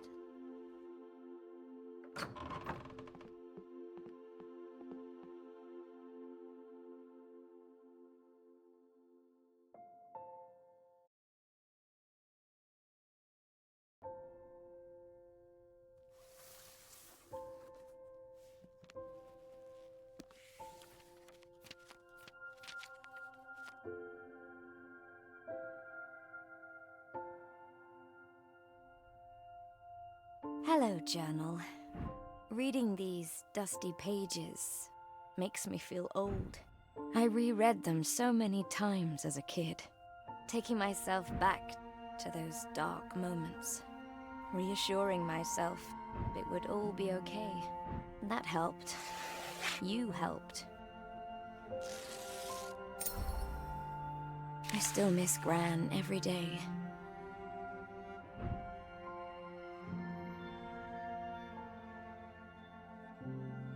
Sometimes I hear her laugh in the back of my mind. Abby reminds me of her. Insatiably curious and fiercely independent. I hope she never loses that. Mum's coming to live with us for a bit. I hope her and Abby are going to make some memories of their own. They're already both obsessed with cat videos and Instasnap. Abby's birthday is coming up. Maybe I'll get her a journal of her own. She says she wants to be a writer.